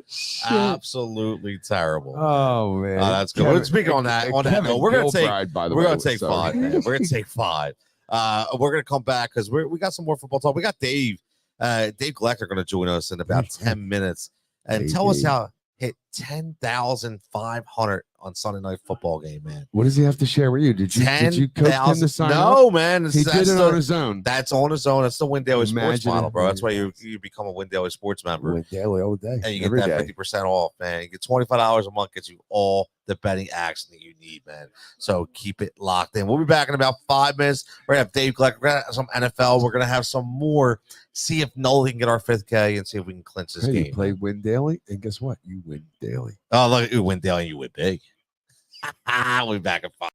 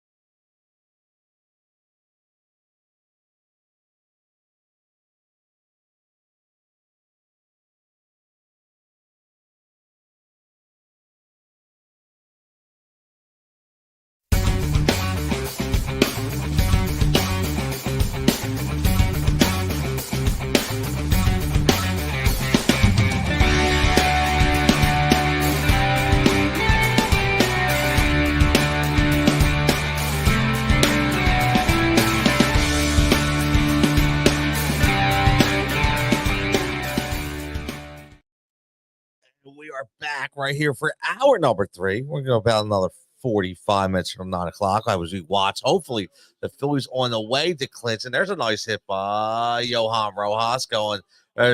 Wow, Marsh really hustling there, getting it. This is going to be a good game.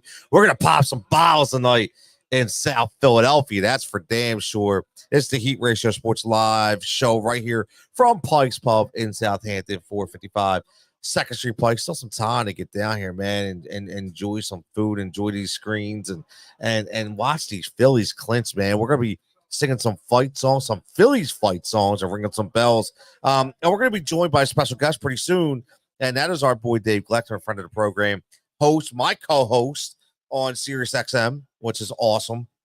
Can't wait. Just texted me right now. Looks like he's looking for a code, which is cool. So he'll be in very, very shortly, which will be fun because my man hit 10,000 last week. So we're gonna hear about that. We're gonna recap week 3 in the NFL. That we get the double play. That stinks. The double play stinks. That's okay. Still 6-0. Philadelphia Phillies, man. We're in. We are in. We got 13-0 right now. Buffalo Bills over Jacksonville. That got it. Everybody keeps telling me that T-Law does not look too good for the Jacksonville Jaguars. We'll see if that is Dougie P or not. We got 8:15 games starting in about 30 seconds with the Commanders and the Cincinnati Bengals. So we should see. We got some Zach Ertz love in that game right there. Got some Zach Ertz love. So we'll see what happens. We're talking about little Eagles, getting to those points. We got some more. I got a really good comment here I want to read by my man Jim. He's really heartfelt here, and I like it. And he's really, really heartfelt here. He says, Belichick's going to Dallas. Since we won't part with Sirianni, McCarthy is in big trouble. In baseball, they make coaching changes. In football, not so much. Take the points. Hard to play catch up all the time. Chasing points Sirianni is his new nickname. That's our man Jim, friend of the program. Man, I love it. I love when I get the comments. Really, really fun. Innings over. Trey Turner goes out. By the way, we need one leg to hit. We need Alec Boehm to come up in the next inning and get a hit. And then we smash our parlay. We're 3 out of 4 legs right now. Very, very easy. And again, when I say you bet the parlays, if people know, make sure that you bet the single bets as well. So you come out ahead. A lot of interesting talk in week 3 around the NFL. We'd like to go around the NFL a little bit as we're watching the Phillies game because a lot of really good coaching that happened this week. We talked about, Matt LaFleur the week before. We talked about Mike Tomlin the week before. But I want to talk about Sean McVay taking it to Kyle Shanahan. Taking it to Kyle Shanahan. Right? I mean, literally taking it to the master, right? How was that, Frank? That was fun. How was that game? That was fun to watch. Right? Yeah. How about we give him a little love? For sure. I mean, he's we don't talk about him as much, man. That guy, innovative, young, fresh, knows how to deal with the players, knows how to talk to the players. Still instills what you're lacking from Sirianni, which is respect. How about Moxie? Maybe a little too much Moxie, right? Too much, right? But no, great coach, man. Great exercise guy that loves the heritage of where the offense he runs comes from. He's running a derivative of the West Coast offense, basically. Yes, to a degree. Yes, 100%. It's fun to watch for sure, especially when they stick it on them like that. Yeah, man. Listen, just every time I see Kyle Shanahan's little face, I don't know. He just looks like he looks like the guy that gets caught and he's diming everybody out. Yeah. You know what I mean? Diving everybody out. He just looks like the rat. Offensive genius, by the way. 2 offensive geniuses going toe to toe, which was pretty cool. I love to see. Prior. Yes. Yeah. He's pretty good too. Yeah. Just a little bit. A little bit. That Kubiak. Just a little bit. But who, real fast, before we bring our boy Dave in, let me ask you if I had one game, because obviously I see you got a little hyped up over the McVay. And any other game that stuck out as far as a really good strategic coaching job in week 3? No, I mean, I don't think anything. I mean, these guys make these choices like it's in their back pocket. Like they know what they're going to do. They practice those situations every time. I don't know that anything stuck out that said to me, "Oh my God, we should say this or that was great coaching." I think you just saw teams that coaches that aren't getting their due yet are playing in a way that their coaches are empowering them to play, so to speak. So I think you're seeing some of these younger coaches are getting the respect of the rest of the league because they're getting guys to play the way they're supposed. I mean, you thought the Cardinals are dead and out. Yes. Right? Yes. And they're still playing.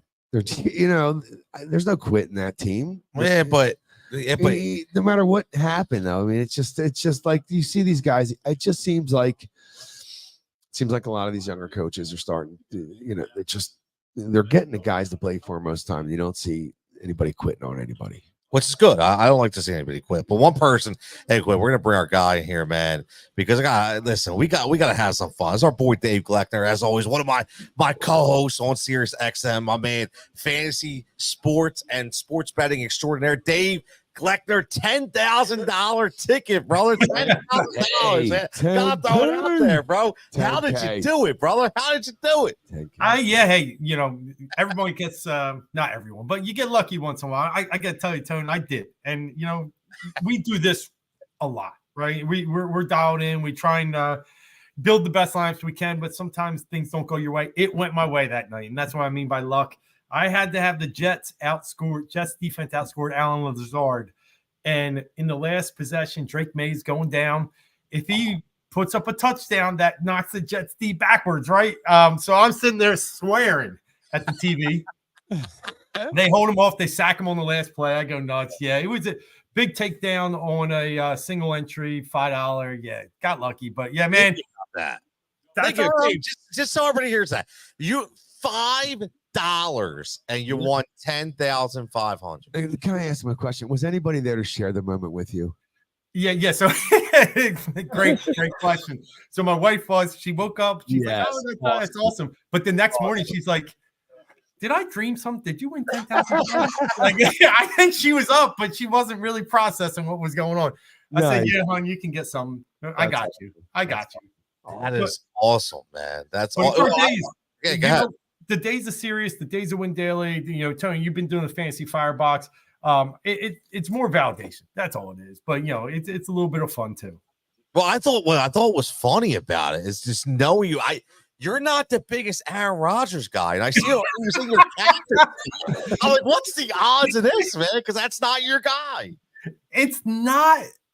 But it was one of those situations where I thought he was going to be a low-owned captain. He was coming off 2 really bad passing games, and New England, I thought could be had in the secondary. So I just thought everybody was going to go to Breece Hall and Garrett Wilson, and I thought it was a good pivot. So yeah, he's not my guy. You're right, but I tell you what, Aaron Rodgers, knowing that his career is almost at the twilight, I'm cheering for him a little bit. Like there's a little bit of I like that. Me too. A little bit, I like it. Just to fill you in real fast, Frank. Because I threw out there. I hope everybody takes the L. Okay, and what I mean by that is because me and Dave. Everybody knows. Again, we're talking to Dave Gleckner on the line. Dave Gleckner, Sirius XM, Win Daily Sports. Follow him at the GLOECK. Just hit a big money takedown. He does it all the time, but he got really good one here. And listen, we all summer long when we were doing our show on Sunday nights, I was touting, man, like. Saquon. Listen, don't give me Christian McCaffrey. You need to draft Saquon Barkley as your number 1 running back. And what happened, man? What happened? I love it. And Dave will tell you, I got Philly bias, even the producers. Oh, it's a lot of Philly love there for Saquon, man. Like, but Dave, what's happening, bro? It's amazing. Yeah, you were screaming to the streets. I was on the don't draft C-Mac, and I was with you with Saquon as a top 3 back. But you were up there. You were up there Saquon's the best. And I love it. And that's what usually happens. Yes. That's what people, we're not here to tell you what the book says because they're going to be the safe way. We're going to give you some analysis. And Tony, you saw with him behind this offensive line, is just, and what's been the key to Saquon's success so far this season? It's been the big runs. He's been able to chop off a couple big runs. We remember Green Bay. We remember, obviously, the Saints game. That was enormous. Getting to that second level because he's got more room now. He's just been – he's the MVP of the team right now, right? You could even argue maybe MVP of the league, leading and rushing. So it's been everything they asked for, and boy, do they need it because, Tone, I want to be like you. This coach is a bumbling idiot. I'm sorry. He is a certified moron. And they win despite him. I just can't. I hear people actually saying, give them a break. They still won. No, like you said, the annex on the sidelines, the jumping off sides. There's so much more to just his decision making that shows this is not as tight knit. They got to figure this out because even they get that first down right with 11 seconds left. What are they going to do on the next play? Yeah, kick a field goal. Kick a field goal. What? And then we don't kick it from the 34, but we decide to kick it from the 43. There you go. And give them a ball at midfield to take the lead in the game. Like I can't get there with a lot of these play calling, but and that's on Nick. I still think the coordinators. You saw what Vic did. Vic was fantastic the way he was able to adjust. Bryce Huff, what did he get? 15 snaps the other day. Did you guys both see him get thrown to the ground by the right tackle? Like a rag doll. Like he wasn't even existing, bro. Like, that's scary. All right. We can't hit on everyone, but this was huge what they did for the lack of what we're getting from him. But that's different than what we're talking about. But yeah, crazy. He's been non-existent. But Vic wasn't scared. He said in the media, he said, listen, he's still a starter. Oh yeah, he started, and then he barely played. This is what we've been asking for with this team, Tony. I've been on there with you a lot, Frank. I know you have the same thing. Accountability, and I think Vic is showing you like if you're not playing well, I'm going to hold you accountable. And he held Bryce Huff accountable this week. Now that's not the target. He also held the other guys. Jalen Carter had a hell of a game. I know the annex aside. I also think Jordan Davis finally showed up, right? You had people that he made play better. And BG, how about BG? Right. Still getting it done, yes. Bro. Still getting it done. It's crazy. Love it. Right? It's crazy. 15. Oh, wait. And an alert. There was a Josh Sweat alert. He actually made a hurry. He had like a Mike Mamula hurry on that one play. Finally, Josh Sweat does something. Go look at where Mike Mamula stands in all-time sack records for he's like third or fourth. I know in Eagles history. It is funny that you say that because he does get a bad rap, but you know why he does? Because he's attached to Warren Sapp, right? Yes. Like you could have taken Warren Sapp. I think that's really all because we heard he smoked the doob. Yeah, I know. And then Mamula was the workout warrior, right? He had a great vertical, whatever. And then he showed himself at Westchester at the Rat. Remember that? Was he at a Diddy party too? Yeah, I think he was at a freak off party. Is that what they called it? Freak off party. He was one of those extra testosterone guys. But here, let me ask you this about Jalen Carter because I know you're right. Like I get it. They brought up he was dominating. I understand it. I elaborated on him a little bit earlier in the show as calling him the Dominican Sue version 2.0. No, he's not. Saying that from an attitude standpoint, like this dude is a loose cannon to me, and he is going to eventually lose you a football game. He's going to lose you a football game. Okay, this is twice now. He was suspended already or disciplined. I'm sorry, disciplined. And again, what happened on the sideline was uncontrollable. By the way. On the sideline. This kid is, again, he's going to lose your football game, Dave. I'm telling you. I don't disagree. And here's the problem with guys like this. Uber talented, can dominate the league, but just doesn't have it all up here. And I'm pointing to the head. And what happens is it's hard to turn him on and off. And, like, I need a guy that's consistently giving me effort. And that's what I worry about with Jalen Carter. It's the effort because he can dominate. He should dominate. He's that talented. But, we had the flags obviously coming into the draft. We heard the news last week. He misses a mandatory team event and doesn't start. And then you just saw everything going. something's got to change. I thought what would have happened, which was a life-changing event after Georgia won the national championship, might have like humbled him, but someone's got to get in his ear. I don't know who it's going to be, man. These were small things we saw when we drafted him. I'm sure, right? It was worth the risk.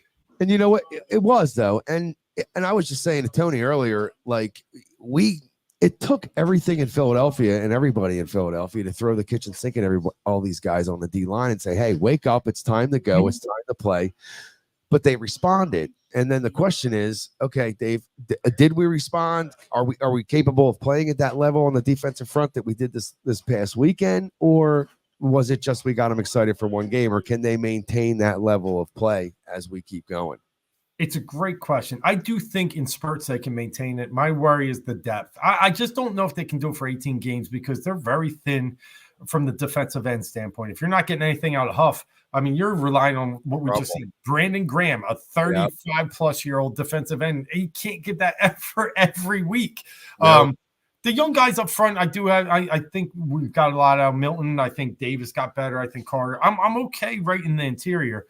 And how long are we going to get this out of Zach Bond? I mean, I love it. I just finally love seeing a linebacker fly around. So, yeah, my concerns are, yes, I do think they're just not deep enough maybe for 18 games to carry this on. But they can keep it going for a little while here. And they're going up against a Tampa team that just got smoked by Denver and got smoked, like, physically. And that's not usually Tampa's game. They were coming off a great win in Detroit. So I think the Eagles can keep it up for another week or so here, get into that bye, and maybe get a little healthy. And you know how he's out there. You know he's looking at, who's not playing. He's lurking. There's a name. Who we got? Oh, come on, David. Hassan Reddick. Why not, baby? Oh, my God. Let's bring him back. I love it. I love it. There's something off with that, too. I'll take it, though, man. Dave, me too. Tomorrow. I don't want Hassan. I like it. We're kicking him out of the nest. I'm sorry. He's from the area, though. No, I think that helps a little bit. I think it helps. There's a reason why, though. There's something wrong with that cat, man. He can't stay on the team. There's something. He's wearing like a Chinese tutu or something. Guys, so like what? Like he's supposed to be a training camp. You media guys. I'll tell you. You media guys.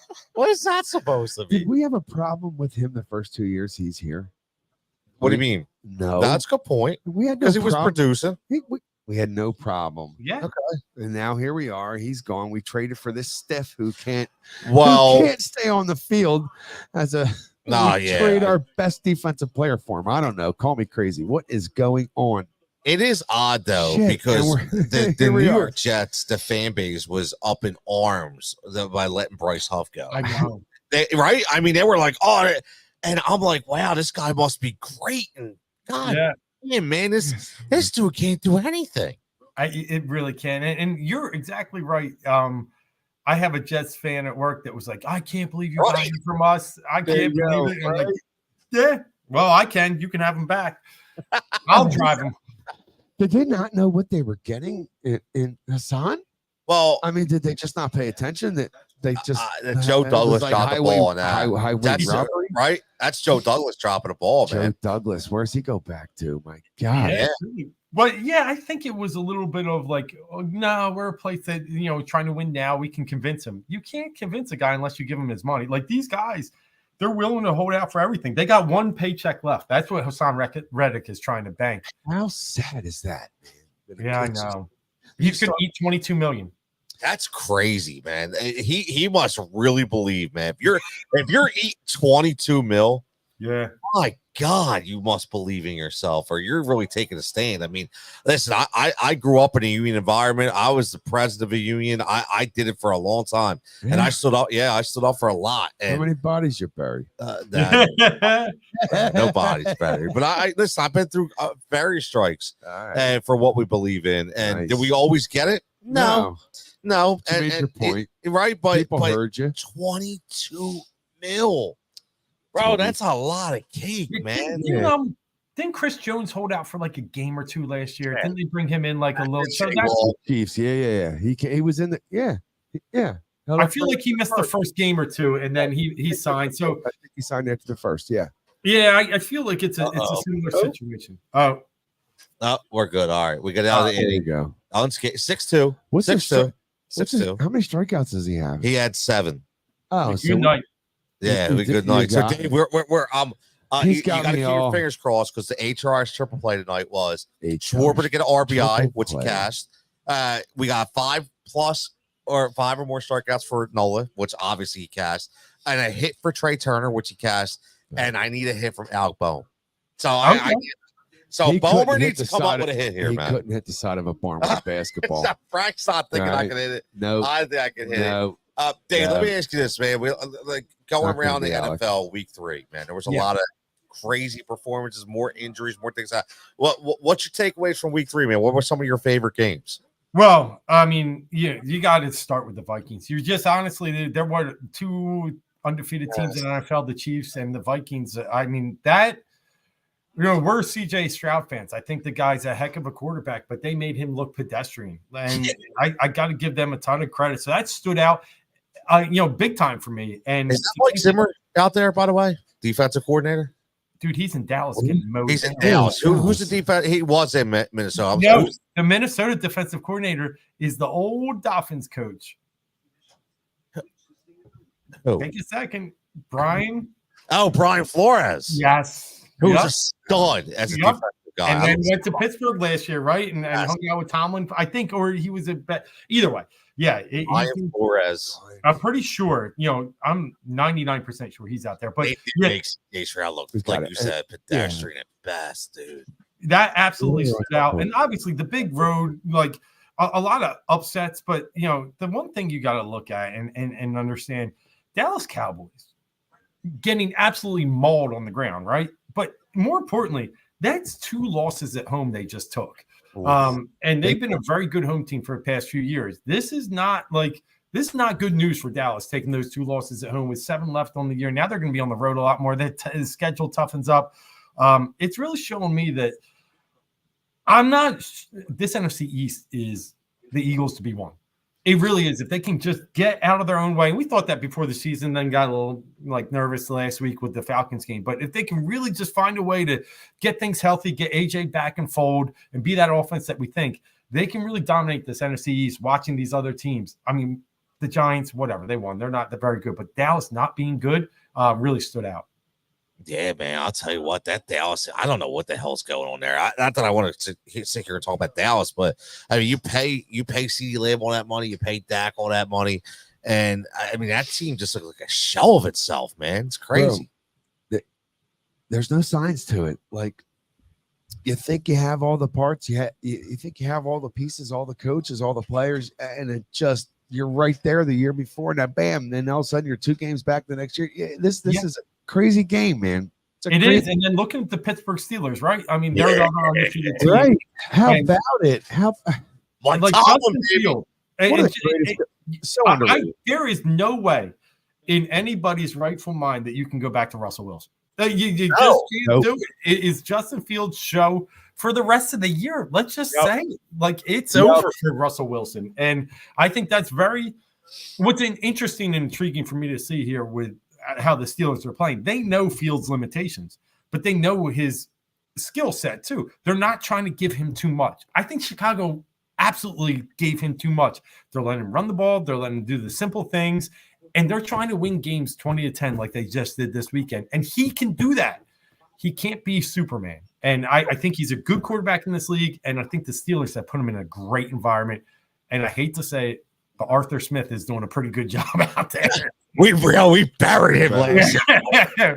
But listen, that goes back to tell you, what, right? to what he's saying to Justin Yeah. Fields, what they're doing a lot, and he's right though. They're kind of shortening the field in terms of width for him and giving him a certain amount of reads. So they're cutting stuff down on the offense for him, and they're creating quicker, faster reads with less progressions having to occur. And they definitely have him. It's actually fun to watch. And we were talking about this before we came on. A buddy of mine yesterday. These guys who made a switch to another team and at a younger age in their career, Okay. right, where they were kind of heralded, and then did they succeed? Can we think of any that switched and succeeded and did so well so early in that switch? And it's a short list, but it'd be nice to see him do it. That's for sure. The big number is 73.3% completion percentage. He There was you go. less than 60 in his career in Chicago. 59, 58, something, 59. Yeah, you just said it. They're giving him the simpler, easier looks. Yes. He can do that. And 73 is a great number. He was, like you said, 58, 59 coming into this season. Yeah. The Yeah. difference between Matt Eberflus and Mike Tomlin. Is that Oh, bro? God, Caleb Williams looks Right. he's going to die. He's literally going to die under Matt Eberflus. Well, not die physically, Right. but like it's not looking good for him. All right. Another fraud of a head coach. Another fraud. These guys are collectors stealing money, man. Oh my Just God. like Dougie P Can I right now in just tell you, Jacksonville. sometimes I say How's that game go? It's No, still 13-0 Buffalo. 20-3. 20-3. Stinks. Jacksonville stinks. the game's not even on in this, John. Stinks. We're watching Oh, Phillies on because this is the everyone. more important thing right now, man. I should have put my foot down. Jake. But, no, man, Jeez. I'm telling How you, do we it's not all have- Phillied up, man. No, All I mean, Phillied you're up, all bro. excited. Gotta Yeah, really fill it up. you wore your Well, damn shirt to Let me celebrate. get one baseball point in because I want to ask you Go, this. brother. You know, being dialed in the postseason coming up, they clinched tonight. What are your thoughts on the way they played the rest of these 5 games going through Sunday here? I think they got to play it like every game means something, being 1 game behind the Dodgers, but also trying to stay crisp. I don't think you give any of these guys a day off. I mean, maybe if they're hungover after tonight, all right, maybe you give a couple of them tomorrow. But I mean, the rest of the way, I think they got to dial this in and really play a full starting lineup.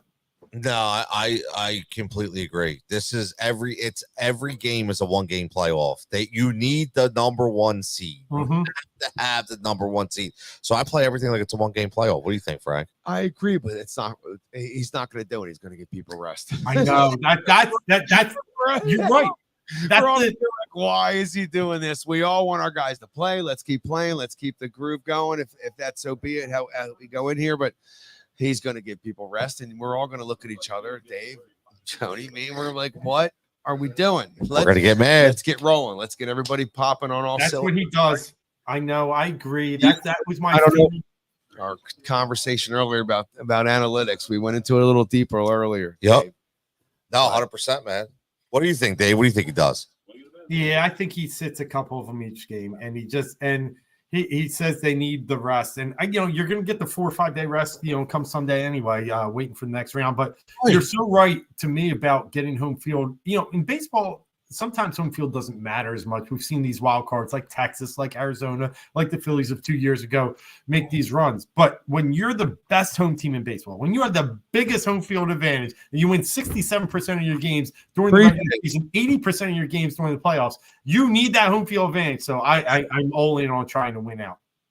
I agree, man. Me 100%. too. 100%. Dave, you got any plays tonight for Monday Night Football?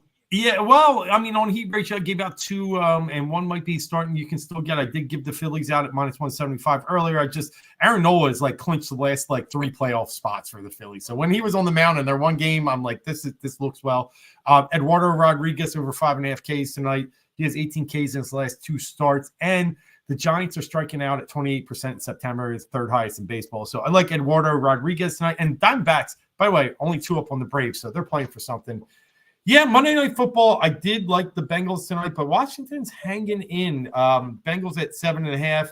If you could get a live line, check it out. I still think the Bengals could pull away. Washington's defense is just not good enough. And I worry about Jane Daniels in a road environment. We've seen rookie quarterbacks this year just struggle mightily. He's been good because he can run, but I think over time, I think the Bengals will pull away. Yep. I like that. Yeah. I like that. Speaking of young quarterbacks, real I want to fast. sit and have a beer with him and talk about all this stuff. Oh, This guy right Dave's the here. man. I'm bro. coming. I'm Absolutely. coming one night. I'm coming up. Absolutely, bro. Yeah, I he'll be here love one it. night, bro. Love it, Trust me. love it, I love will. it. Now he's coaching Love his it. ass off in baseball. And Nice. he got all kinds of stuff going on, man. Nice. I like it. I Yeah, like he's it. got all kinds of stuff I like going it. on, man. I But like it. no, real fast before you go, thinking about young quarterbacks. I'm looking at Bo Nix, and I'm just Bo talking Nix. about. You talked about. No, I bring this up because listen, Sean Payton got a lot of heat with this whole Russell Wilson situation, and he just went out to Tampa and literally destroyed. Like you said, he destroyed. But that was a coaching clinic. That was the old Sean Payton, right? I mean, like, can he win with Bo Nix? You're the What's college guy. Oh, So I'd like to ask you. I do like. What's your definition of winning? Though, like, is it like No can Super Bowl. I just be competitive. Can you be a Yes. competitive winning Bo Nix? Yes. He's that good of a coach, and Bo Nix has enough in him to be a serviceable NFL quarterback. I do believe Bo Nix. He was terrible at Auburn. That's where he started his career and really got run out of there and went up to Oregon, far, far away from Oregon is a powerhouse. Don't get me wrong, but far, far away from the national media. Playing later in the day, West Coast football doesn't get as much spotlight, and developed into just an absolute stud out there. I think Bo Nix can be a top 12, 14 quarterback if coached right, and under a Sean Payton who knows offense. Yeah, he can get there. He can. I don't think he has the weapons. That's the biggest thing. I know I like Cortland Sutton, but I don't like much outside. I mean, Franklin was his receiver in college at Oregon. If we could get him rolling a little bit more, but I mean, dual kids, they just need a little more firepower. The running backs. So I'm disappointed in Javonte Williams. I mean, it might be time to like. I'm not sure he's a viable fantasy option anymore. So yeah, he just needs a little more in play there, but he can win with him. I do agree. I think you're a Sean Payton guy, and he can coach. He really can coach, and he needed to get rid of a lot of the old Denver stuff that was there and build his own. And we're starting to see that. He's an offensive genius, that guy. He is. Offensive genius. People want to say it was Drew Brees. It wasn't just Drew Brees, man. That was it was Drew Brees because he could execute the detailed orientation of that offense. I mean, that was tough stuff, understanding what they were doing back then. But I agree that's I like Sean Payton. I like me some Sean Payton. Hope he continues. And Bo Nix, though, how about it? Bo Nix. Yeah, look, he's not great, but he has the tools. He's a big guy with big arms, and I think he's got. We questioned his smartness a little bit. We didn't know if if that could translate to this level. Could he intelligently, That's it.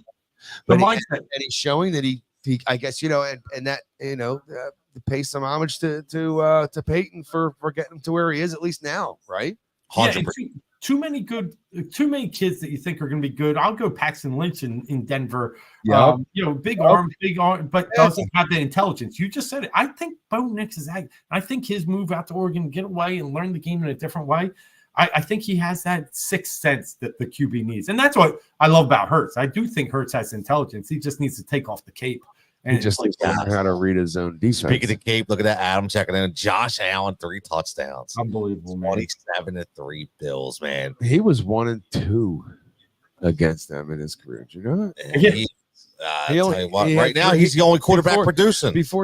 Okay, well. No, like that was up in that. When you're talking about fantasy football, I mean, me and Dave talked about all off season. It was like, Hurts. You're talking about obviously Patrick Mahomes, Josh Allen, and Dave was a Josh Allen guy. Number one, yeah. Yep. You had him. You consistently had him at number one, man. Well, so he's balling out. He has to be a hero, and I think he can be a hero. Like Hurts doesn't have to be a hero. Allen has to be for that team to win, and he is balling out.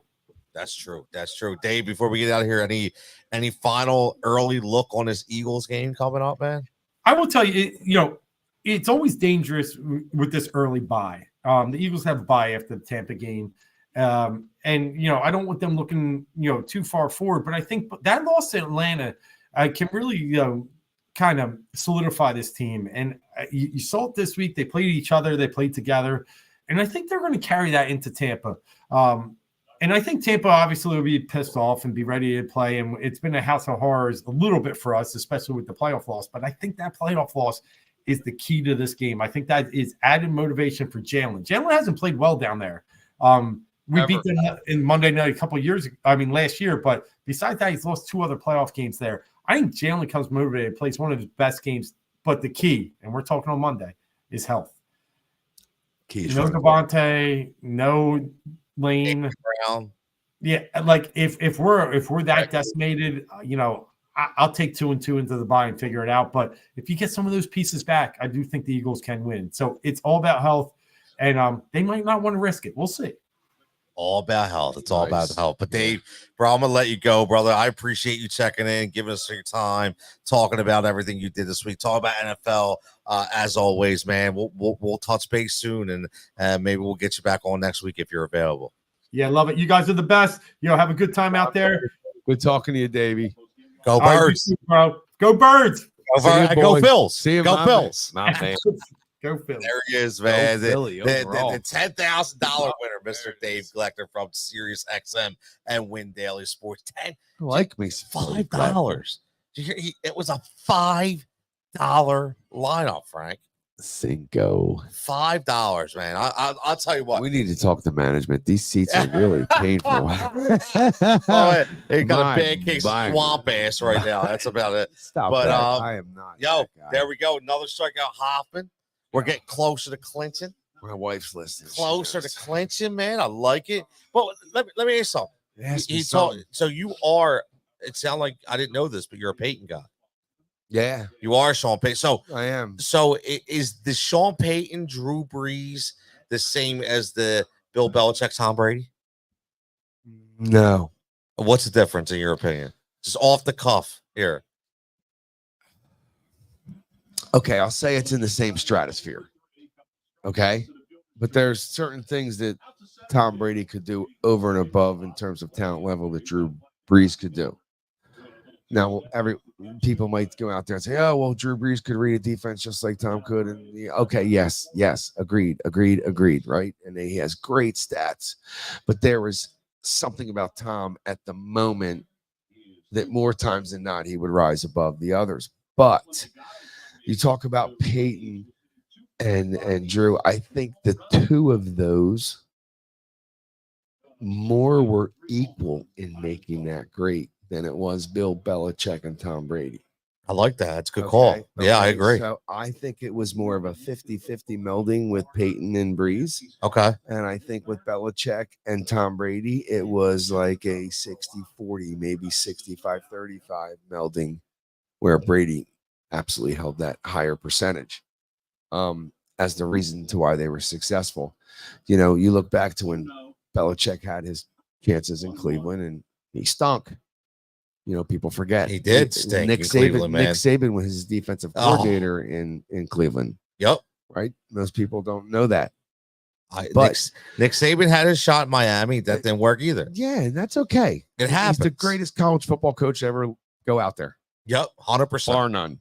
Bar none. Period. End of story. You got Bear Bryant next. After that, we can argue, So right? But so let me ask you this though. Between those four.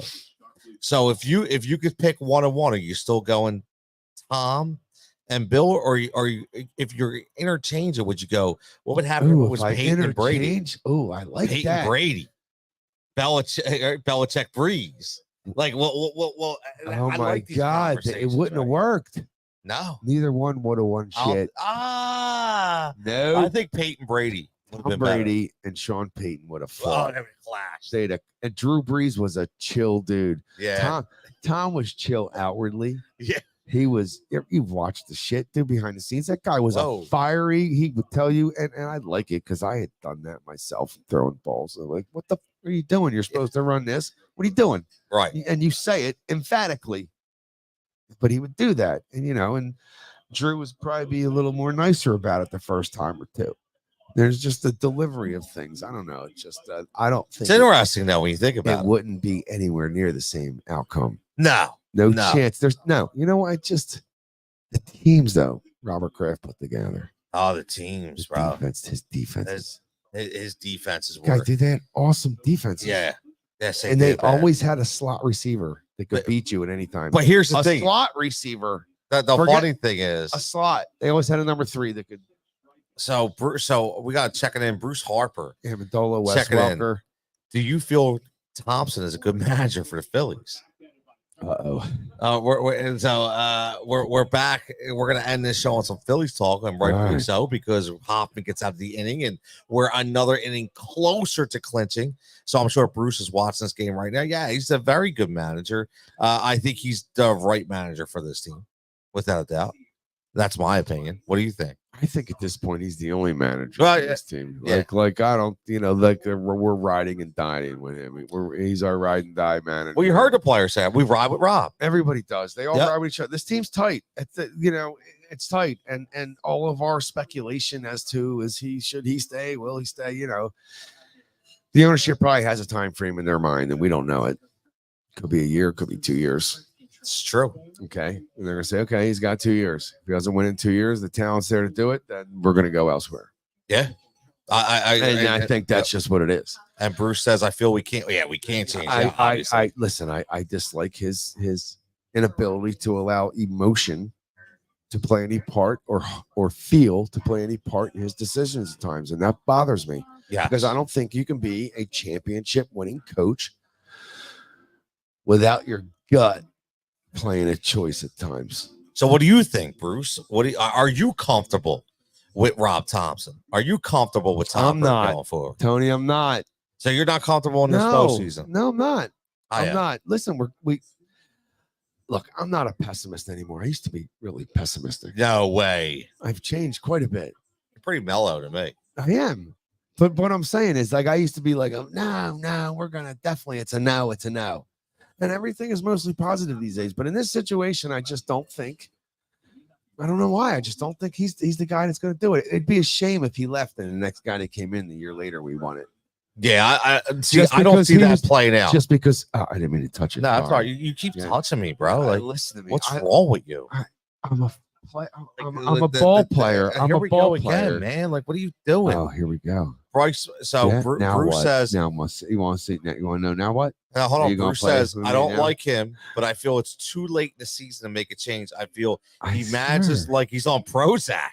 I feel like Does he know what Prozac is like?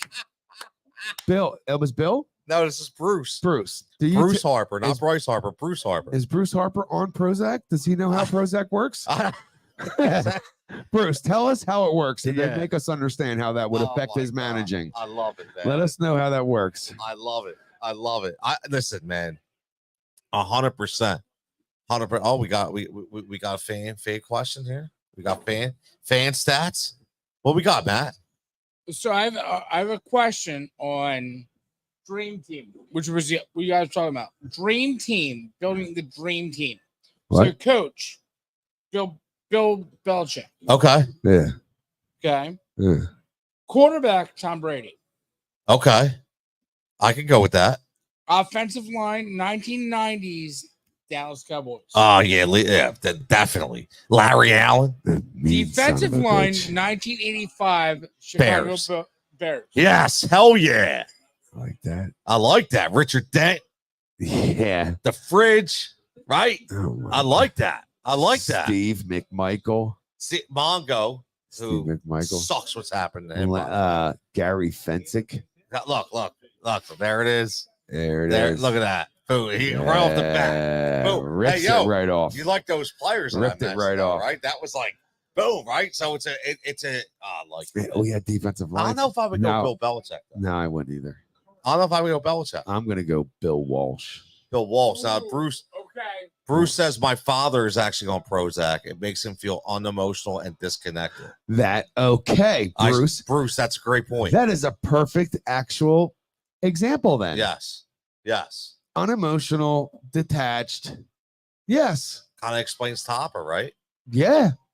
I like that. So maybe we need to give him like Adderall or something. What do we got to be hyped So up? Bruce, what do we got to give him? We got to give him some Adderall or Will something. Adderall even work for Bruce? We'll hype him up. Will Adderall even Hype work him for up. Bruce?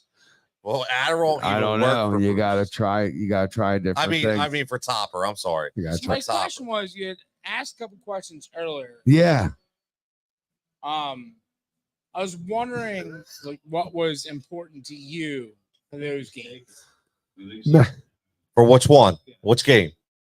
Any game, like you guys are talking about a lot of things, that, like, and we've all gone to a game means something. Okay. Yeah. So, what is your most memorable moment at a game? Oh, I like that.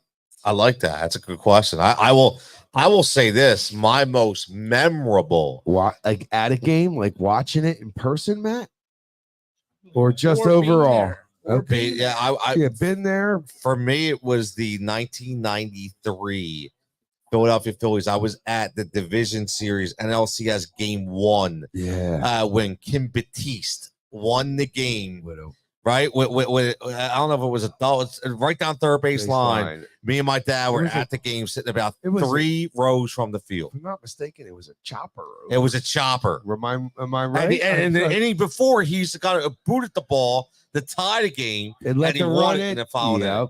It was that for me. What about you, Frank?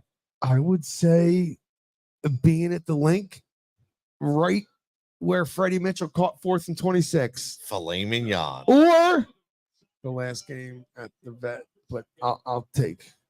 I'm going to tell you that my I'll favorite take the point link was in the 4th and 26 to watch. Donovan McNabb's first NFC East championship. Okay. I like that. Nice. D-Mac. Went with my father through the Mercedes-Benz Clubhouse. Oh. Okay. Mercedes-Benz. I still have that club. under the It's platter club on my level. desk. It's club level. Every time I move There to you a go. different desk, Pop goes with you.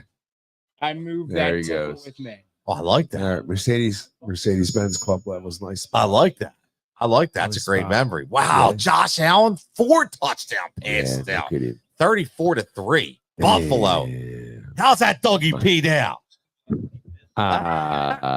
Is it Dougie or is it the players? I don't know. Great stuff, Matt. Is it Great stuff, Matt. Is it? We appreciate it. Thanks, Maddie. Bruce checking in Is says, it Bruce? Yeah. I feel we he just said need he- someone with more passion. Oh well, Bruce, maybe. I agree. Maybe. Maybe. He's all about Topper. Maybe. And you know what? I agree with him too, because he just it's amazing that Philly has accepted a guy so monotone. Yes. And we've come We're completely come different. to love him so much, and we usually tend to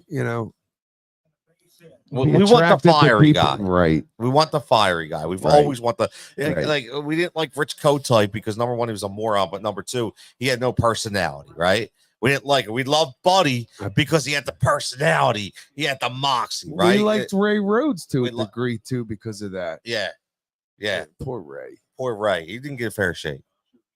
I liked him. As I a did, coach. but It just was the wrong time in the world for him. well, here's That what we was got to it. do because we're But close he was out. Yeah, We're close out next week. Damn. Let's talk about let's build our top 5 coaches that were better coordinators and head coaches that should just stuck to being coordinators. God, there's right? a lot of those. There's a lot of them. You mentioned Ray Yeah. Rhodes, guys like Mike Martz, right? There's a lot of guys, man. There's a lot of Mike guys like that. So I think that, Martz. Mike Couldn't Martz. stand him. I know, but he was a one hell of an offensive mastermind, He was a genius. right? But I wasn't a great head coach, Kurt Warner would tell you so. right? Wade Phillips, Just couldn't get the guys. Romeo those- Cornell. Oh my God, Right? Romeo. Romeo, these What a defensive guys. I shame. mean, you think about it, guys. So we're going to God. get with that next week. But we're going to sign out right here at Pike's Pub. Fantastic. We're going to watch these Philadelphia Phillies pop some bottles. You pretty guys soon. all watch me get Tony all uncomfortable. Like Yeah, touching he's you like gonna give me this. some more he's Diddy gonna get breakout all- parties. He's He's gonna get killing all me. mad at me. He's really killing me. But as always, never get out of here. Everybody have fantastic. You get home safe. We'll catch you back here for another live show Monday night where we're going to have more Phillies. We're going to have more Monday Night Football. We're going to have more Eagles to talk about. Eagles Listen, recap. Can I on say Tampa Bay. something real quick? Yeah, I don't man. I don't like basketball and hockey, bro. Yeah, I know. Listen, Okay. Joel Embiid's on a monster extension coming out. So Yeah. we're going to have we got to. some really good shit coming forward. Yeah, we though. do. And we may need to get a hockey guy because I'm not good at hockey. Well, we can share the details and certainly get hockey guys in here. Sure, Yeah, because I'm not. Sure. I'm not a good. I'll hockey bring us guy. in a PIAA Quad A state championship hockey goalie, Oh, What do you there, I think? like that. Roman Bassetti. Oh, I like that. I don't know who that is, but it sounds good. His name sounds awesome. Yeah, it doesn't does. Roman Bussetti. Bussetti. Bussetti. All Italian, He's awesome. right? Yeah, All Italian. I like it. Roman. I like Bussetti. it. But let's work it out of here. Everybody have a fantastic evening and make sure you're following everybody, whether it be Heat Ratio Sports on all social formats. Make sure you're following that Pike's Pub Facebook page. They Thanks list the for having me, specials Tim. and entertainment Thanks as for having me always. out, kid. And tune in tomorrow for a pretty big announcement coming up for some more future shows of the new and improved Frank and Tony Cutillo and Grewbs show, something like that. We're gonna be calling. I can't wait to hear about it. Yeah, whatever. We'll figure it out. Yeah, we're gonna figure it out. You Everybody got have it. a fantastic Yeah. evening. We'll catch you back here next time.